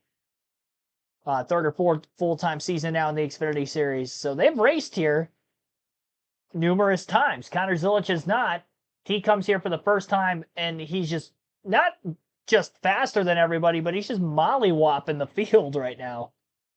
It's just not even close. Yeah, Zilich, 74.552.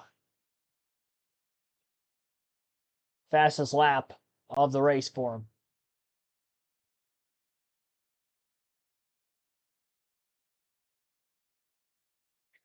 Yeah, technical problems obviously could flare up. We haven't seen many issues mechanically for Junior Motorsports that have taken them out of any races this season. Not just the 88 team, but all 4 of their teams, the 88, 7, 9, and 1 crews. The 8 as well, all 5 teams. Well, we've seen cars on the track for them this year.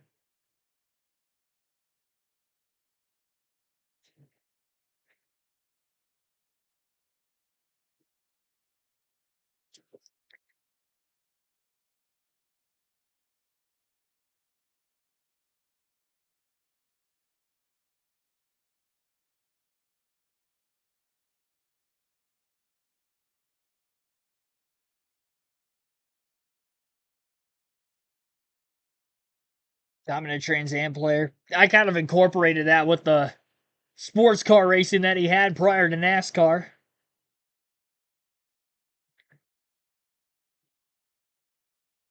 I'll leave the specifics up to the chat sometimes.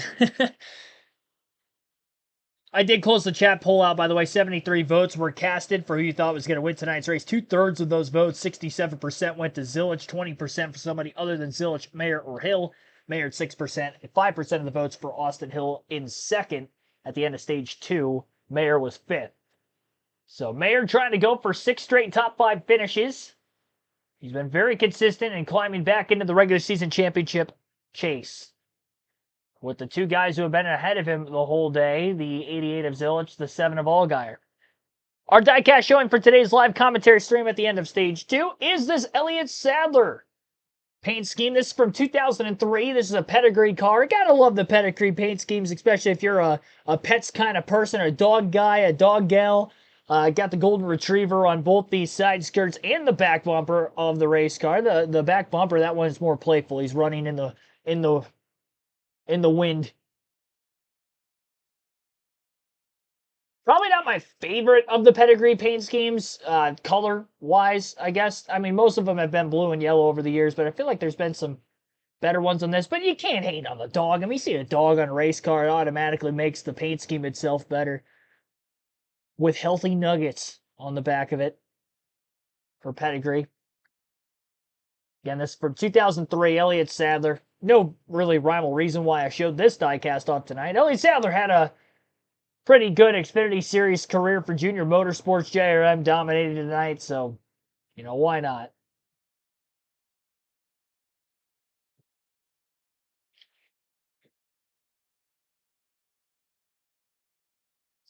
Women's basketball tournament. So some really good stuff coming from the Pac-12 in 2026 and beyond.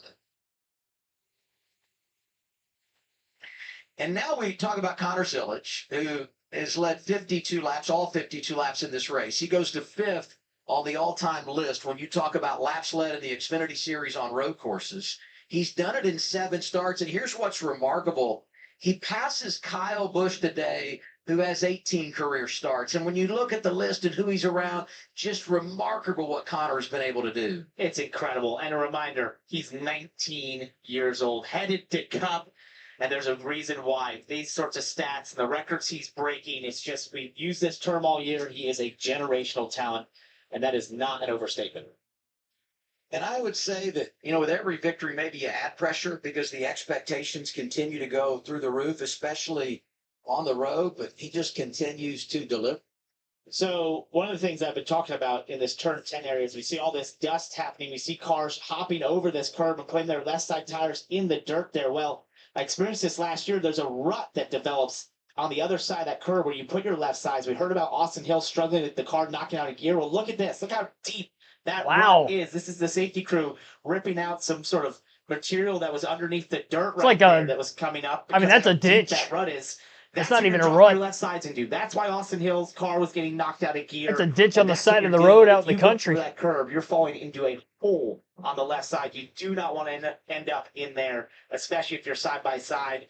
This could get pretty crazy here in the restarts, going side by side there and putting your left side in that hole. That's why you want to be out front. Yes, clean air. Yeah, that's right. Avoid the rut. Speaking of, let's get an update on the 88 Connor Zilich with Kim.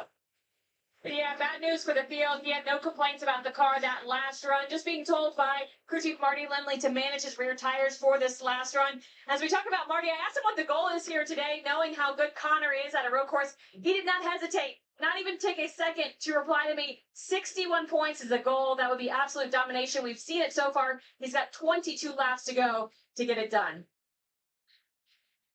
Only 2 drivers this year hit max points in NASCAR, winning the pole both stages, recording the fastest lap, and winning the race. Kyle Larson did it at Kansas in a Cup event, and in the truck race, Corey Heim did it at Lime Rock. So Connor Zilich could join those two and be the first to do it here in the Xfinity Series. Hey, and going back to Corey Heim, congratulations to him. Won the playoff opener in the Craftsman Truck Series earlier today at Darlington. Denny Hamlin on the pole for the Cup playoff opener tomorrow evening, the Southern 500 at the track Too Tough to Tame. It's hard to find new ways to describe what's amazing about Connor Zilich and what he continues to do in this race car. But the speed at these road courses is unlike anything I think I've ever seen. I've been in NASCAR since 2009, and it just continually surprises me at certain points of the race where I think maybe he shows some weaknesses. He quickly erodes that and shows, nope, I'm just maybe taking care of the race car, that sort of thing. So this restart, though, this is going to be important. If you're Austin Hill, if you're Justin Allgaier, if you want a chance at Connor Zilich, your best opportunity might be right now on this restart, getting ahead of them. They stayed close to him on the last one. What can they do this time? In the restart zone, we They stayed closer than they did on the first one, but I don't know that it was necessarily close. Within a half a lap, Zilich was gone. Austin Hill stayed door-to-door with him through the first 2 turns. We'll see what he does for this restart this time. Green flag back in the air. Stage 3 underway in Portland for the NASCAR Xfinity Series. Out of the restart zone, Justin Allgaier. Better restart than that of Austin Hill. Quick side draft on the main straightaway with him. They're side-by-side for second. No chance for them to battle with Zilich into this first turn. 7 in the 21, still door-to-door for second. Austin Hill clear out of turn 2. Single file top 5, now 6 positions out of turn 3. And into 4. It's like Perkins and Brandon Jones side-by-side for a spot right now. Back half of the top 10. 2x2 from there through the next couple of rows of cars back. And that's going to get really tight into the S's if they are still side-by-side. Perkins, a little contact with his teammate Brandon Jones. Barely keeps it on the race course. Nobody wanting to give an inch there. Same thing for Christian Eckes and Sammy Smith just behind them. Jones not going to win that battle for what would have been the battle for 7th with Perkins. As Jack Perkins holds that spot. Great restart by Connor Zilich. Probably his best one of the day, even if you count the initial start of the race. Of the 3, seemed to get out ahead quicker that time than what he did the first 2 times. He's already got about 1/8 of a second lead at the end of lap 1 on the green flag side of things for this final stage. 21 laps still to go, 20 to go, excuse me, now in this race. Taylor Gray, who started deep in the field, still trying to pick up some positions. He was lurking 3 wide to the inside, just outside the top 10 as he battles for about 13th. He's got Jeb Burton right in front of him. Sam Mayer losing 2 spots on the restart already. 1 initially to Sawalich. Jack Perkins just made a pass on him for 6th. That top 5 streak hanging in the balance here for Mayer. Near contact out of turn 2. Just tight quarters racing. It is a very narrow road course as far as the width of the racetrack goes. Relatively lower speed. 12 turns on a 1.9 mile track, quite a bit.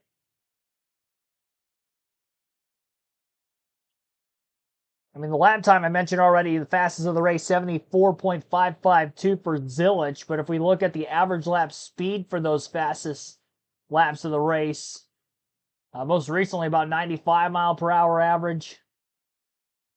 Best lap speed, 95.128 mile per hour average for Zilich.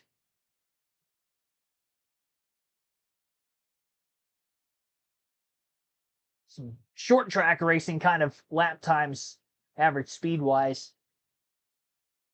It's just tight and narrow. Not like a Watkins Glen where it's kind of more wide open and fast. We were just at 2 weeks ago. Silch wins, will he stand on the car? I do not want to see him standing on that race car. He's already got a broken collarbone. I think he needs to take it easy. Because if he falls a second time, there's going to be even more issues. I don't think he'll be hopping back in the car in a couple weeks again.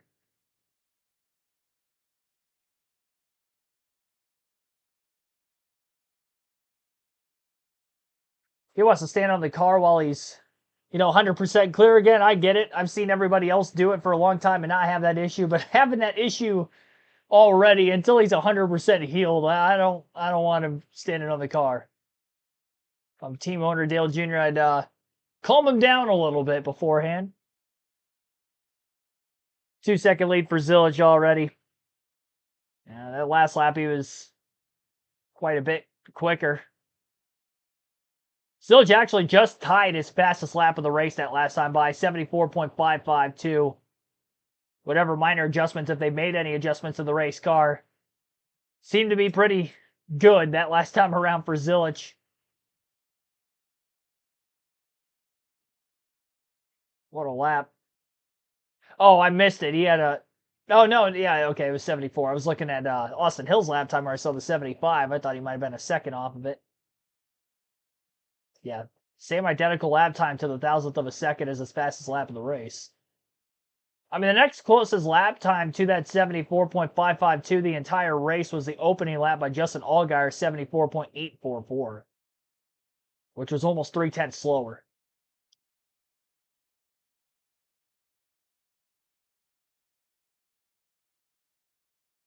See how long Allgaier could keep up with Austin Hill. He was able to for a few laps back in stage 2 before starting to lose ground over time. Carson Kvapil up to 4th. Highest he's been in the running order so far today. Just kind of quietly in that 4th to 6th range for most of the race. Mostly 5th, 6th, 7th. Again, now up to 4th for the first time. Sawalch back in the top 5 to 5th. If there's any big gainers from this last restart, middle of the pack wise. Not exactly sure. It doesn't look like it. Not more than a few positions gained at the most. Like Ryan Sieg was up 3 spots. 2 for Carson Kvapil. And that's pretty much it as far as big gainers go. That Jesse Love stat where it shows minus 19, that's not right. I think he was 18th at the end of stage 2, so he's only lost 2 spots. And now he's back into 18th, actually, as he made it past this last lap. Same for Ryan Sieg, up a spot. Blaine Perkins going backwards a couple positions, middle of the pack. 17 laps to go. Commercial break on CW. We'll go through the full field leaderboard for the final time in today's race as we're headed down to the finish of the race. Now 16 laps to go as they cross the start-finish line. 2.6 second lead still for Zilich. Austin Hill in second. 3.1 seconds to Justin Allgaier in third. Fourth is Carson Kvapil. And William Sawallich rounds out the top 5 and 5th. Jack Perkins in 6th. Sam Mayer 7th. Brandon Jones 8th. Sammy Smith 9th. Christian Eckes in 10th. 11th, Nick Sanchez. Sheldon Creed in 12th. Taylor Gray 13th. Jeff Burt 14th. Austin Green 15th. Anthony Alfredo 16th. Ryan Sieg 17th. 18th, Jesse Love. Blaine Perkins 19th. Daniel Dye 20th. 21st, Ryan Ellis. Alan Day 22nd.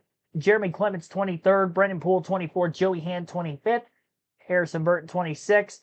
Thomas Annunziata 27th. Parker Retzlaff 28th. Josh Williams 29th. Garrett Smithley 30th.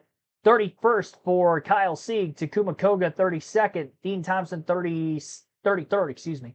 34th, Will Brown. I'm not sure what happened to him. He's 11 laps down. I think he might have pulled off track late in stage 2. Driving the Colleague Racing Chevrolet. Alex LeBay also 11 laps down in 35th. And Matt DiBenedetto out of the race 36th. Vizante Salas 37th. Rounds out the field for tonight. 1 hour, 29 minutes into the race with about 15 to go. No lead changes. Zilich just led every lap as he tries to go wire to wire from the pole. The only 6 caution laps were the stage breaks. And that is where we stand. Very clean and green for both races today, truck and Xfinity. 1 caution for incident in both. And obviously the one in this race leading to the end of the stage, we might end up with 1 less caution than we did in the truck race, which was 3, if this stays green to the finish. 4-second advantage already for Zilich and growing in stage 3. He's still running 74s. He's running 74-second lap time barrier laps longer into stage 3 than what he was back in stage 1 and stage 2. So that car is getting better. The driver's getting better. More laps, more repetition around this race course in the field. Just, I mean, they can't keep up with him. No shot. Yeah, we got about 100 people watching, 58 likes. Be sure to hit the like button, as Dean Tate says in the chat. Subscribe for more NASCAR content. We have live commentary streams like this every NASCAR race weekend, Truck Xfinity, and Cup racing, as well as Cup practice and qualifying. Other than races I go to in person, races I do attend in person, there is race highlight videos from the grandstands. The next race I will be attending is Bristol. I haven't been to a race since Michigan back in early June. I'll be at the Bristol night race for Cup and Xfinity. I plan on doing a live commentary stream for the ARCA and truck race on Thursday night, a doubleheader there, since I will not be streaming the rest of that weekend. So can expect more coverage outside of the live commentary streams here on the channel for that weekend in particular. Gateway next weekend for the NASCAR Xfinity and Cup Series trucks will be off. So we'll have our 3 live commentary streams Saturday doubleheader with Cup practice and qualifying in the Xfinity race again next Saturday and the Cup race next Sunday. Still one more stream to go this weekend, as tomorrow will be live for the Southern 500 at Darlington. That will be beginning at 5:30 p.m. Eastern on the channel with our pre-race. A lot to cover in the pre-race. It is the playoff opener, so I'll be going through my playoff predictions as well as race predictions, highlighting the season standings going into the race specifically tomorrow, as well as starting lineup, NASCAR trivia, and much more. It'll be action-packed before the race starts, and then when the race begins, it'll be a different kind of action-packed as we get our final crown jewel event of the season underway. Some consider the Bristol night race a crown jewel event as well. So maybe to some it's not the final crown jewel race of the season, but either way, it's going to be a big one. And it'll be a lot of fun to watch, as Darlington usually is.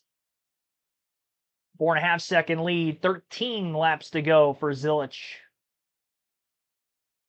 out ahead of Austin Hill. We'll take our final break in the stream. You're listening live on KRC to NASCAR Xfinity Series Racing here at Portland.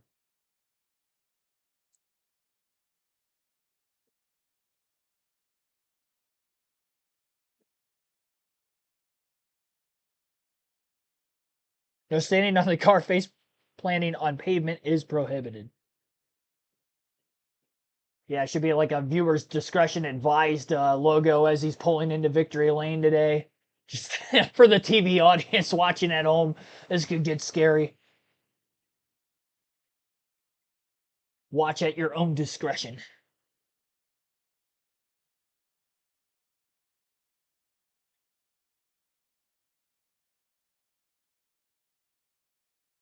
Chance to go to Road Course Road America, Watkins Glen 1-2, and probably Mid-Ohio decades ago. I recommend Portland. Today, not for me. Beautiful area, but ... Yeah. Road America is a beautiful area of the country. The fact that the track itself is so big, I wouldn't rank that number 1 for me. I really love Watkins Glen. You can see a lot of the race course from the main grandstands there. For that reason, and the racing as well, I really like Watkins Glen. That's my number 1. Road America, scenery-wise, pretty good. I myself didn't maybe enjoy the race that day in particular. The Cup race back in 2021 was the one I went to, as much as other road courses I've been to. I probably wasn't sitting in the best area in turn 1 as well. Had I went there again, I probably would have chose turn 5, but got a caution for the first time in stage 3. Sheldon Creed had a flat left rear tire, just made his way to pit row, but simultaneously as he was getting into the pits for his flat tire, Anthony Alfredo came to a complete stop. Creed's off-roading ended up taking place in the Esses. Not sure if that was because of the flat tire or the flat tire was a result of him locking up the tires, causing a flat spot. So he was able to get out of the way. I'm not sure exactly what happened to Alfredo. Thomas Annunziata also went wide for a spin moments before the caution. So we are setting up for a late race restart. Obviously, no pit stops will be coming about here. Alfredo's back and rolling again after his car came to a complete stop, which again was the cause of the caution. The push truck got him going in the right direction, and no more assistance to have to get back into the pits. So not sure exactly what the problem was there for Alfredo, but yellow flag is out for him. Maybe picking up some debris on the racetrack left behind from Sheldon Creed as well, right around turn 7.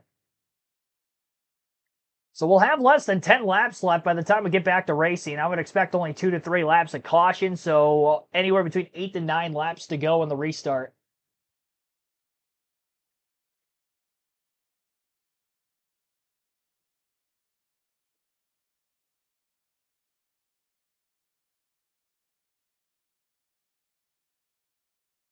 Another chance to maybe try to take down Connor Zilisch. We haven't had a restart with drivers on older tires yet today, so that could be a bit of a difference. Maybe Zilisch has a hiccup out of the restart zone because of that.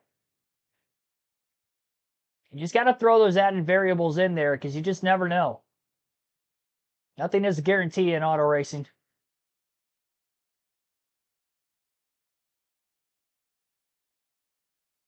Creed going to get back out and rolling. I believe he was still running around 9th or 10th place at the time of the incident. Obviously, tail end of the lead lap now. He's going to be back in 28th, 29th for the restart, somewhere around there.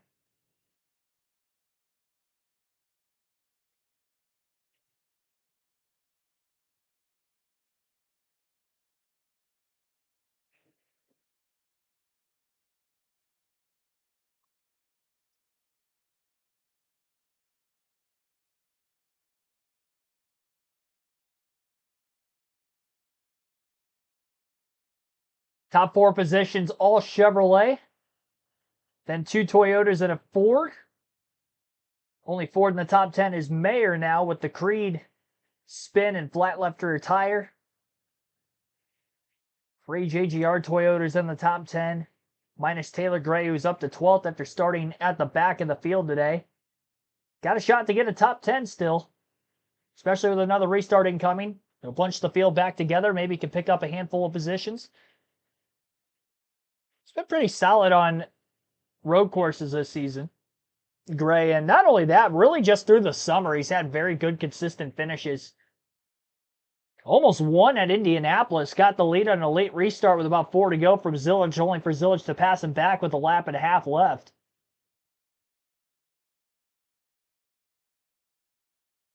A couple other top 5 runs for Gray also. I'd kind of circle him as that next driver to maybe get his first career win if we do see another first-time winner this season. As far as drivers who have never won a NASCAR Xfinity Series race before. Gray didn't win in his time in the Truck Series with 2 full-time seasons down there before jumping to Xfinity at JGR this season, so it'd be his first ever NASCAR Premier Series win, let alone Xfinity Series.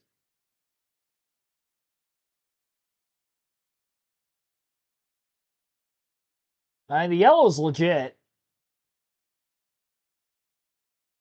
The commercial break is not for the reason of having to get another ad in before the end of the race. Now, it's a legit caution. The 42 stalled. He just got a quick push from a push truck, and he was out, running again. Hopefully, he could keep it running, and the car doesn't stall, bringing out another caution after the restart.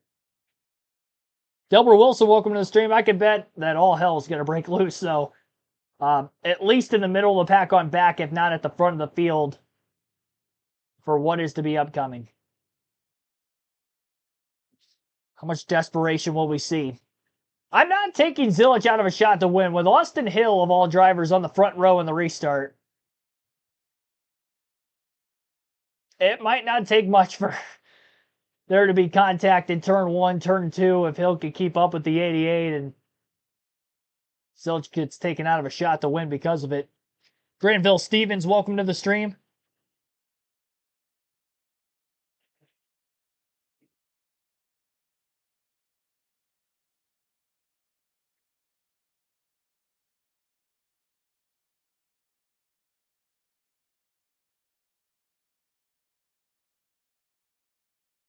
Up to 66 likes on the stream. Be sure to hit the like button if you haven't done so yet. See if the field gets the 1 to go signal this time. I would expect that they're going to go green this time by. I don't see why they wouldn't. I don't know exactly where the choose cone is on the racetrack.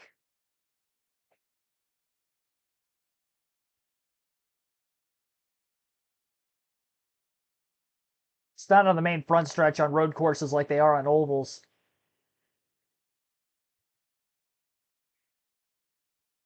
I don't think they're going to be going green this time. We'll have another lap of caution, so we'll be looking at more of a 7 lap to go sprint on the restart to the end of the race then.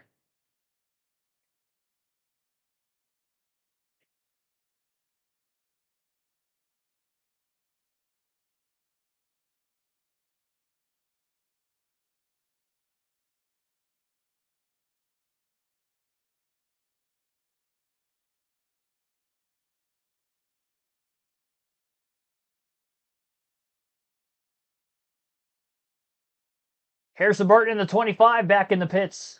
Thought it was his best chance to give the 88 some sort of trouble, maybe getting back to the field, as 88 was easily able to do it. But he thought if he could just do that and get away, possibly has a chance to win. I'm sure he's thinking something similar here as we get this late race restart. Harrison Burton in, Dylan. And this is exactly what you guys talked about, with the possibility of some teams a little deeper in the lineup hitting here to put 4 tires on. That's exactly what Harrison Might did as well. here. They were 26th or 27th, I believe, on the leaderboard. So not much to lose. You may as well come down, put a fresh set of tires on, and see how many spots you can pick up. It all matters. It all makes a difference, even if it's 1 or 2 spots. That may be all you need come next week at Gateway, Kim. Yeah, and the number of teams I talked to today said restarts were the best opportunity to get track position. I mean, that's like that at every racetrack, but road courses even more so, especially in a race like today where we haven't had many cautions. Not a lot of strategy play to go off of with the 9 live pit stops, the race length and the stage lengths all being kind of evened out, forcing you to really only have to pit for fuel and tires at the stage ends themselves. Or in the case of a yellow, like right now, if you're already at the back of the lead lap, you're not going to lose anything anyway. Might as well take 4 tires.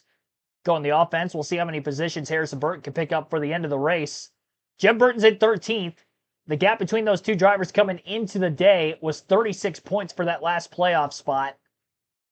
Ryan Sieg was just over 50 points back. He's in 16th as well. Also looking to gain some ground on the points cut line, so that way at least they would have a shot going into Gateway to point their way in next week. Harrison Burton, that number would be down in the teens. Maybe he can pick up a couple more, get a top 10 run out of it, especially Burton at the tail end of the lead lap right now. That'd be great performance, great points day for him. Maybe cut that deficit in half and then get the other half next weekend in St. Louis.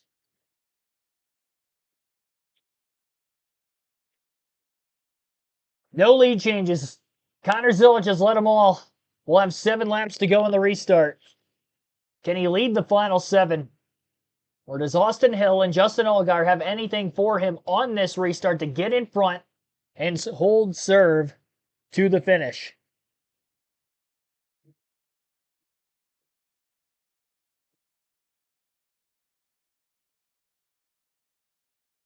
They don't go green this time. What is going on? I would imagine they're going to be doubling up here any second. I would hope so. I was expecting 3 laps of caution, and we're on our 4th. Now we might be going 5. The longer they sit under caution, the more potential of calamity we'll see on a restart. Drivers have more time to think about the aggressive maneuvers they're going to be making, the antsiness of just wanting to get back to full speed racing again. They are going green this time.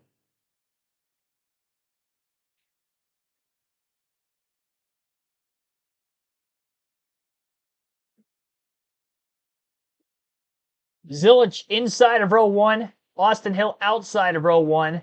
The JRM Chevys in row 2 will have Allgaier in the bottom, behind the 88, the 1 of Carson Kvapil behind the 21 of Austin Hill. William Sawalich, Brandon Jones are also up there. Jack Perkins in the top half dozen or so. Sam Mayer, Sammy Smith, Christian Eckes, Nick Sanchez, Taylor Gray, Jeb Burton, all in the top dozen.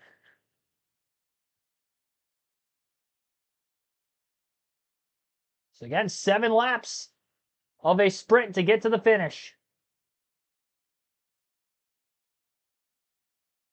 Zilic will launch in the restart zone. Austin Hill, a better launch on the outside. He's got his nose out in front. It's going to be the first lap that Connor Zilic hasn't led today. Austin Hill is clear at the start-finish line. What a restart for the 21. And coming in from way back is William Sawalich, and he knocks the 88 car wide. Justin Allgaier goes for a spin in turn 2. And there's the calamity that I thought could have happened under a late race restart situation. It did happen. Austin Hill now finds himself at the front. Zilic, who's led every lap of the race until now, is back to second, but the right rear tire unfortunately for Zilich, is rubbing because of a fender indentation following contact from William Sawalich. You can see the damage on the left front of Sawalich more than what he had from earlier. I don't know how many car lengths back Sawalich was, but he had a huge power slide after wheel hopping into turn one, which kind of caused that mayhem for the 88 to go wide. And the next question is can that right rear tire for Zilich hold on to the end without it going flat? And also with the damage sustained, can he run down Austin Hill? More contact. Sam Mayer, Christian Eck is going wide and back across the racetrack, taking out Taylor Gray and Brandon Jones in turn 11. Multiple cars off-roading like Ryan Sieg just to try to miss the incident. Pandemonium on the restart. I just saw Allgaier at the back of the field getting by the mess of cars in turns 11 and 12. He's in 27th after restarting on the inside of row 2 and 3rd. And running top 3 the whole day. Which is huge for the regular season championship battle, that him and Mayer in these final laps both having problems. Obviously Zilich as well, but Zilich still up in second for now. The Goodyear lettering is still on that right rear tire. So the tire rub might not be as bad as it appears visually from the amount of smoke coming out of the back of the car because of the damage. Sawalich was just way too hot getting in there. Not to mention Austin Hill did have a great restart, getting by the 88 cleanly well before Sawalich had overdriven turn 1, getting into Zilich and forcing him even more wide. Jack Perkins is now battling Sawalich for 3rd place, gives him a little bit of a bump up out of turn 12. He's going to pull to the inside looking for that spot. In the event that Zilich catches Austin Hill, they get together. Can Jack Perkins, the road course ringer today, put himself in contention to win for JGR as he makes the pass for 3rd, clear out of turns 1 and 2 on Sawalich? Carson Kvapil also going to try to do the same thing as he looks to get by the 18 for 4th. 5 laps to go. Last lap, Zilich was about a 10th quicker than Austin Hill.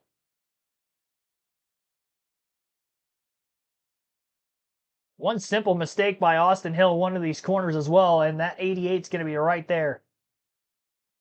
Still a tight battle for 3rd, so Walt's not backing down from Perkins.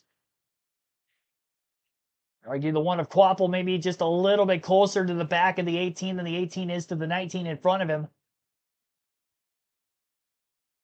Into turn 8. Leaders couple corners ahead of him. Perkins a bit wide in turn 11. He clipped the grass and he goes even more wide in 12. Has to come to a complete stop. That's going to give Sawalich 3rd place again. And we'll see if he can get the 19 car rolling. For right now, he is still stopped on the racetrack. Meanwhile, Carson Kvapil attacking for 3rd now on William Sawalich through turns 1 and 2. Kvapil going to complete the pass. Perkins is still stalled out in turn 12, by the way, while Zilich is running down Austin Hill at the front of the field. He's within about 3 to 4 car lengths. 3.5 laps to go. Hill a little bit wide in the S's. Zilich gains even more ground through the S's. The 19 is still sitting, stopped on the racetrack, and I think we're going to get a caution for it, which will likely put us into overtime as we're running out of laps. NASCAR probably waiting for the leaders to get back closer to the 19 in turn 12. Right now, Austin Hill, Connor Zilich working their way through turns 8 and 9. Now the caution flag is out, so caution's out with 4 to go, coming up on 3 to go at the line. A lot of fluctuation in the leaderboard as a result of this last restart. And Perkins, who was in 3rd, might have thrown away a chance at the win, depending on what could have happened in front of him between the 88 and the 21 late if it had stayed green. It's a little bit wide in turn 11 once he got those left side tires off course. Was not able to get it regathered in time for turn 12, and the way he went, just wasn't able to get it refired to reverse out of the area he was in. And again, initially on the replay into turn 1, Zilich ends up wide after Sawalich sailed it in to the first turn. Allgaier goes for a spin as well.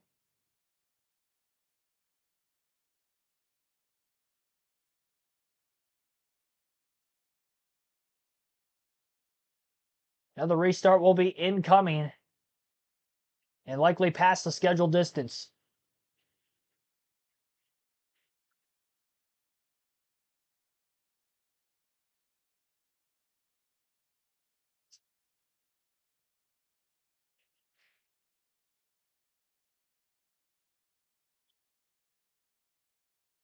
Well, that last restart was something. And we've got at least one more coming.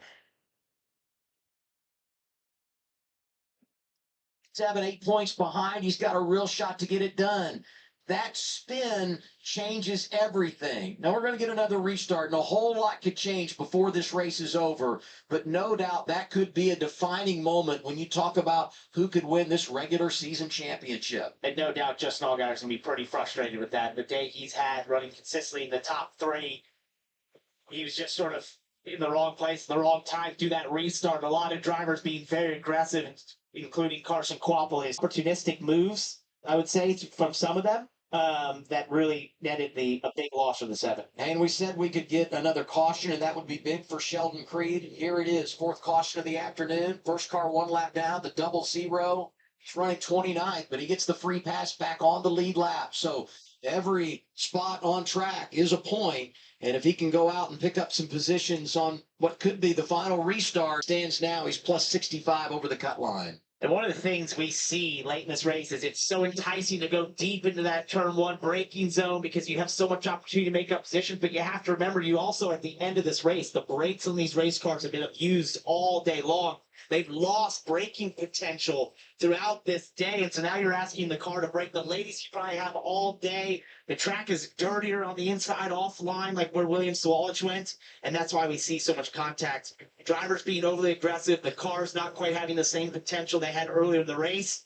And you end up with the result that we saw in the turn 1.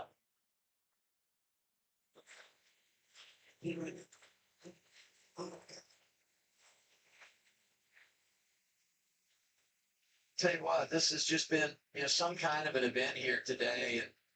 And, even when Zilich was dominating in stage 1 and stage 2, you had so many great battles for position throughout the field.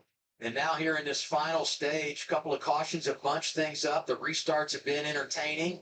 And the man that's dominated going to have to come from behind. And he'll do it in overtime, try to do it in overtime. As we're going to go past the scheduled distance. And a reminder to everyone maybe tuning in to CW, we'll have some college football coming your way when we're done here. Washington State and Idaho gets us going as we continue this CW Sports Saturday. And it's an important test for Connor Zilich. Like we talked about earlier in this season, when things started to go wrong, he could overreact slightly and damage the race cars and be overly aggressive trying to get back to the field. But to take a breath, be mature about your reaction here and understand you have time. You are the fastest car. That damage in the right rear has not cut that tire down. There's plenty of opportunity to get back by the 21 on this restart will be important for him. And just his development as he goes through his career knows that these moments will happen in NASCAR racing. It's sort of the design of this sport is to create moments like this, and late race restarts are definitely a part of NASCAR racing, and you have to do the best you can to collect your thoughts, react accordingly, center yourself, and make sure that you lean back on what you do so well. And he drives very fast. He is very fast at these race tracks, on these road courses. He can get back by that 21.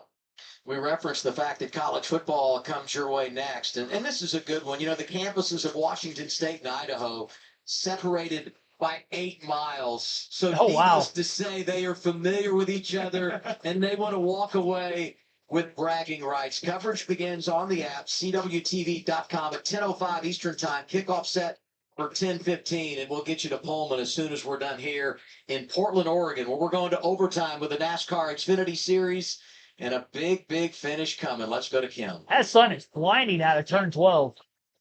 That tire up seems to have worked itself out, but Connor did come on the radio and tell the team the right rear just feels like it's smoked. It's got no drive off on the left-handers, no lateral. Now, crew chief Marty Lindley has been complimentary about his driver all season long, talking about how he can compensate for what the car doesn't have, what the car can't do. So we'll see what Connor can do in this situation on what could be the final restart. I like that Kim put the asterisk there. Could be. You know, we've gone 10 straight weeks without an overtime, and now in back-to-back weeks, we're going to get an extra session. You know all about how it ended last week. We'll do it again here. And a reminder of the overtime rules. 2-lap shootout, and if the leader comes around and gets the white flag under green, the next flag ends the race, whether it's the caution or the checkers. But should we see the caution before the leader gets to the white, we'll reset and do it all again. And now the shoe is on the other foot up front. I mean, we've talked about how well things were executed by Austin Hill on that restart. Now he's the control car, and he's got to take a punch from the 88. And here are a couple of drivers that have been in the mix all day. We talk about Allgaier and Mayer, and they're on the pit lane doing damage repair and getting some tires. And if you're Justin Allgaier, you'd love the opportunity to have a couple restarts here. Oh, See yeah. if he could make up some positions, put those tires to good use, as he was spun there in turn one and lost all the traction that you've done such a great job with all day. Hey, speaking of that, you know, Harrison Burton was able to come down at that caution not long ago, and they've driven it up to 18th in the running order, so he's been able to negate some of the issues that they faced here today, and he's needed to do that because Jeb Burton is up in the top 10 prior to the choose for this restart. Scored the 9th position. The difference at the cut right now is 27 points. Harrison in front of Jeb. Definitely gonna have to keep an eye on Carson Kvapil and William Samolich. They were sort of the aggressors on that last restart that caused a lot of the chaos that we saw. It was also a great restart by Carson Kvapil and a push to Austin Hill that gave Austin Hill the lead. William Samolich probably knows now that he probably can't go as deep into the braking zone as he did the last time. So I have to correct from that. But hey, you know, he's thinking, slightly worked. I get another chance. You know, as it was playing out there, it looked like his opportunity had come and gone. And now he gets another chance to go make something happen. And as we've said, you know, a win right now doesn't change much for Hill or Zilich. I mean, they're going to go to the playoffs. Same for Carson Kvapil. Carson wants to win. It'd be his first career victory would be enormous. I don't want to understate that. But he's going to go to the playoffs regardless of the outcome here today. William Samolich is not to win here because I'm not saying he can't win next week at St. Louis, but a much tougher hill to climb when you consider the experience difference there. And he's been so good on the road courses, and you know he's got today circled as one of those places where he could go out and get it done. Let's get an update on the one of Kvapil. Here's Dylan. Yeah, let's chat with crew chief Andrew Overstreet, calls the shot. So you were the one that kind of shoved the 21 to the lead there and got him at least out in front of Connor. What's the directive on this restart, and how do you approach that from an aggressiveness standpoint? Well, we know that we're in a good spot as far as playoff points, but Carson needs to have this opportunity to go race for a win. He's worked really hard all year, and we've had some bad luck, but he's put in a lot of work to get ready for this moment. He's been surprisingly good at all the road courses.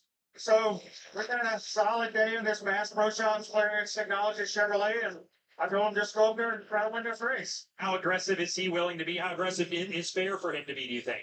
Well, he knows that he's racing a teammate, and he's been raised not to go and just dump people. So he's going to try to race it clean and try to bring it home for a win. Good stuff. Thank you. Andrew Overstreet calls the shots for the one. We'll see what his driver's got as he goes for his first win. Talking about JRM teammates, they were 1, 2, 3 last week at Daytona. They got 3 cars in the top 5 prior to the choose here. Let's go back to that last restart, revisit it one more time. All right, let's just take a look. You see all the cars fan out, and it's that shorter distance that William Samolich took there and outbreak themselves. The calamity we saw down into turn one. As you hear the wheels, the rear wheels locked up, wheel hopping, sliding that car all the way in, stopped by the 88 of Connor Zilich, and a bit of that desperation that you'd expect from a guy who has to win if he wants to make the playoffs here for William Samolich. And a great move by Connor Zilich to do the correct move there through the A-frames and to come out second. Hey, what kind of advice do you want here if you're a driver? How much coaching do you want from the pit box, from the spotter stand saying, hey, think about this, maybe try that? Or Do you just want to be alone with your thoughts to process things before you return to the green My flag? honest answer, nothing. I want to just be in that car, think it through. Unless you have something that I couldn't see that could help me in terms of how I'm going to tackle this restart. Maybe it was something in terms of which lane to choose or something like that. But otherwise, I don't want any advice. And lane selection here, there's been no drama today at all in that regard. I think the inside is a bit of an advantage for sure. Just the distance there and that where the restart is in that final corner, and it's easier to get a better shot from there. But yeah, well, Austin Hill took the lead from the outside of row one on the last one. Connor Zilic having one restart already from the older tire around than what he was the last time. Might be more even on the restart, but he's also on the outside row one for the first time today. Every restart he's had so far has been on the inside, and he's been the car that could launch first. Not the case this time. He's going to have to do a good job to try to at least come out of turns 1 and 2 in second if he's going to want a real shot at the win. Green flag back in the air, the 21. A little bit of contact as he runs the 88 wide, and they are nearly 4 wide up out of turn 12 coming to the restart zone. The 21 didn't get a great launch. The 88 did, and Connor Zilic has the lead down into turn 1. 3 and 4 wide into the first turn. The 88 misses the corner. The 8 of Sammy Smith goes around for a spin off the front of the 18. Does Zilic have to give up time for missing the turn?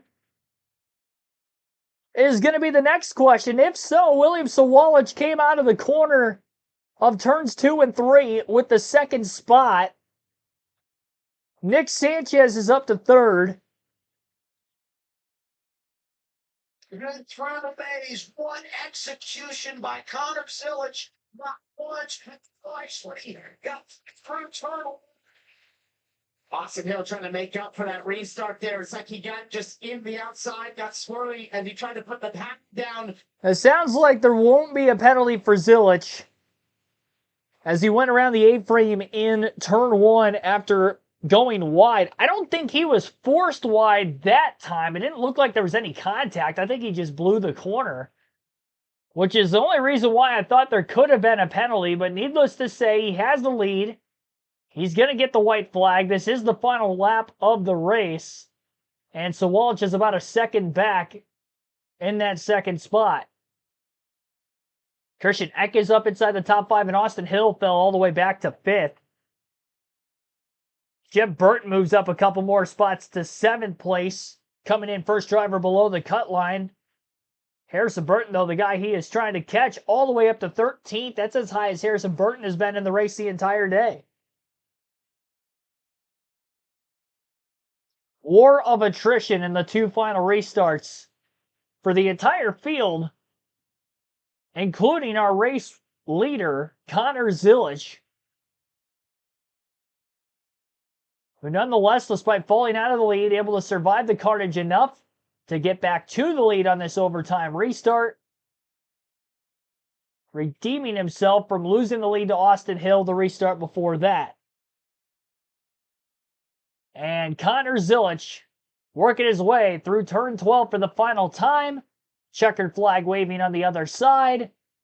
8th win of the season for Connor Zilic, 9th of his NASCAR Xfinity Series career, 3 in a row for the 88 team. Watkins Glen, Daytona, and Portland. What a rookie season for this 19-year-old. Most of the season he was 18. He's been 19 only for about the last month and a half of it. Second place for William Sawalich. Best finish of his young Xfinity Series career. Nick Sanchez third, another rookie. Christian Eck is fourth. 4 rookies finish out the top 4 positions. Austin Hill in 5th. 6th, Carson Kvapil, another rookie. Jeb Burton 7th. Austin Green 8th. Blaine Perkins 9th. Jesse Love rounds out the top 10. Daniel Dye in 11th. 12th for Harrison Burton. Brendan Poole 13th. Taylor Gray 14th. Justin Allgaier 15th. Sam Mayer 16th. Jeremy Clements 17th. Brandon Jones 18th. Joey Hand 19th. Alan Day 20th. Ryan Ellis 21st. Sammy Smith 22nd. Josh Williams 23rd. Ryan Sieg 24th. Garrett Smithley 25th. Kyle Sieg 26th. Sheldon Creed 27th. Thomas Annunziata 28th. Takuma Koga 29th. Parker Retzlaff 30th. Jack Perkins 31st. Dean Thompson 32nd. Anthony Alfredo 33rd. Matt Detto, 34th. Will Brown, 35th. Alex LeMay, 36th. And Vizante Salas rounds out the 37-car field. 1.5 second margin of victory. We did go past the regulation length by 3 laps in overtime, so we finished 78 laps out of the originally scheduled 75. Connor Zilic, max points day, fastest lap, and he wins all 3 stages. 7 playoff point performance. He extends his regular season championship lead by quite a bit after late race issues for Allgaier and Mayer dropped them out of the top 10. And obviously Zilic outscoring him in the stage. He will take over the points lead again. He came in -3, and he is going to leave with the points lead and extending his gap as well over Mayer in doing so.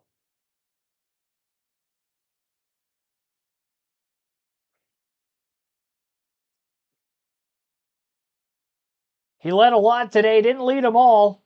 He led all but 8 laps, 70 of 78. After losing the lead on the second to last restart from Hill, again getting it back in overtime. Had we stayed green and not had a caution with 2.5 laps to go, it was going to come down to the wire between Zilic and Hill. I'm not saying he wouldn't have gotten there because he was closing the gap on Austin Hill. He was about a half a second back. But he wasn't quite as quick with the damage compared to the 21 than what he was before the damage in the first over 2.5 stages.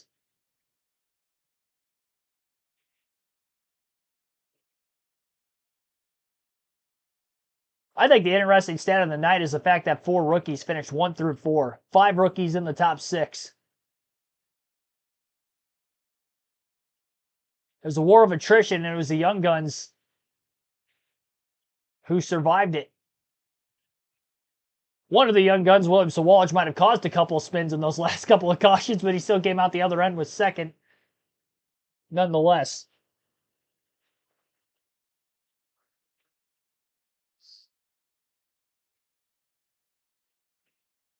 Multiple burnouts around the racetrack, including the last one on the front stretch. Steering wheel is off. He is going to be celebrating with his team.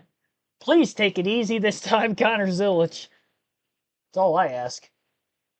He's climbing out of the roof hatch this time. He's not going out the window.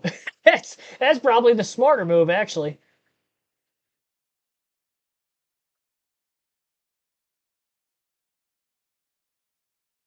Like, screw that. I'm not getting out of the window net again.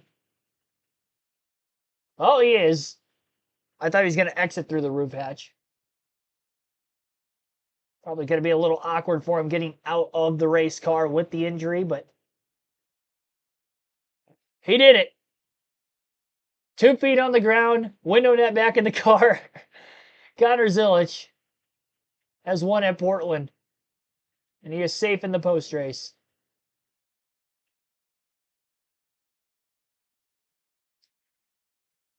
And here's some words with your race winner. In the face of adversity again, somehow avoids all of the calamity and gets it done.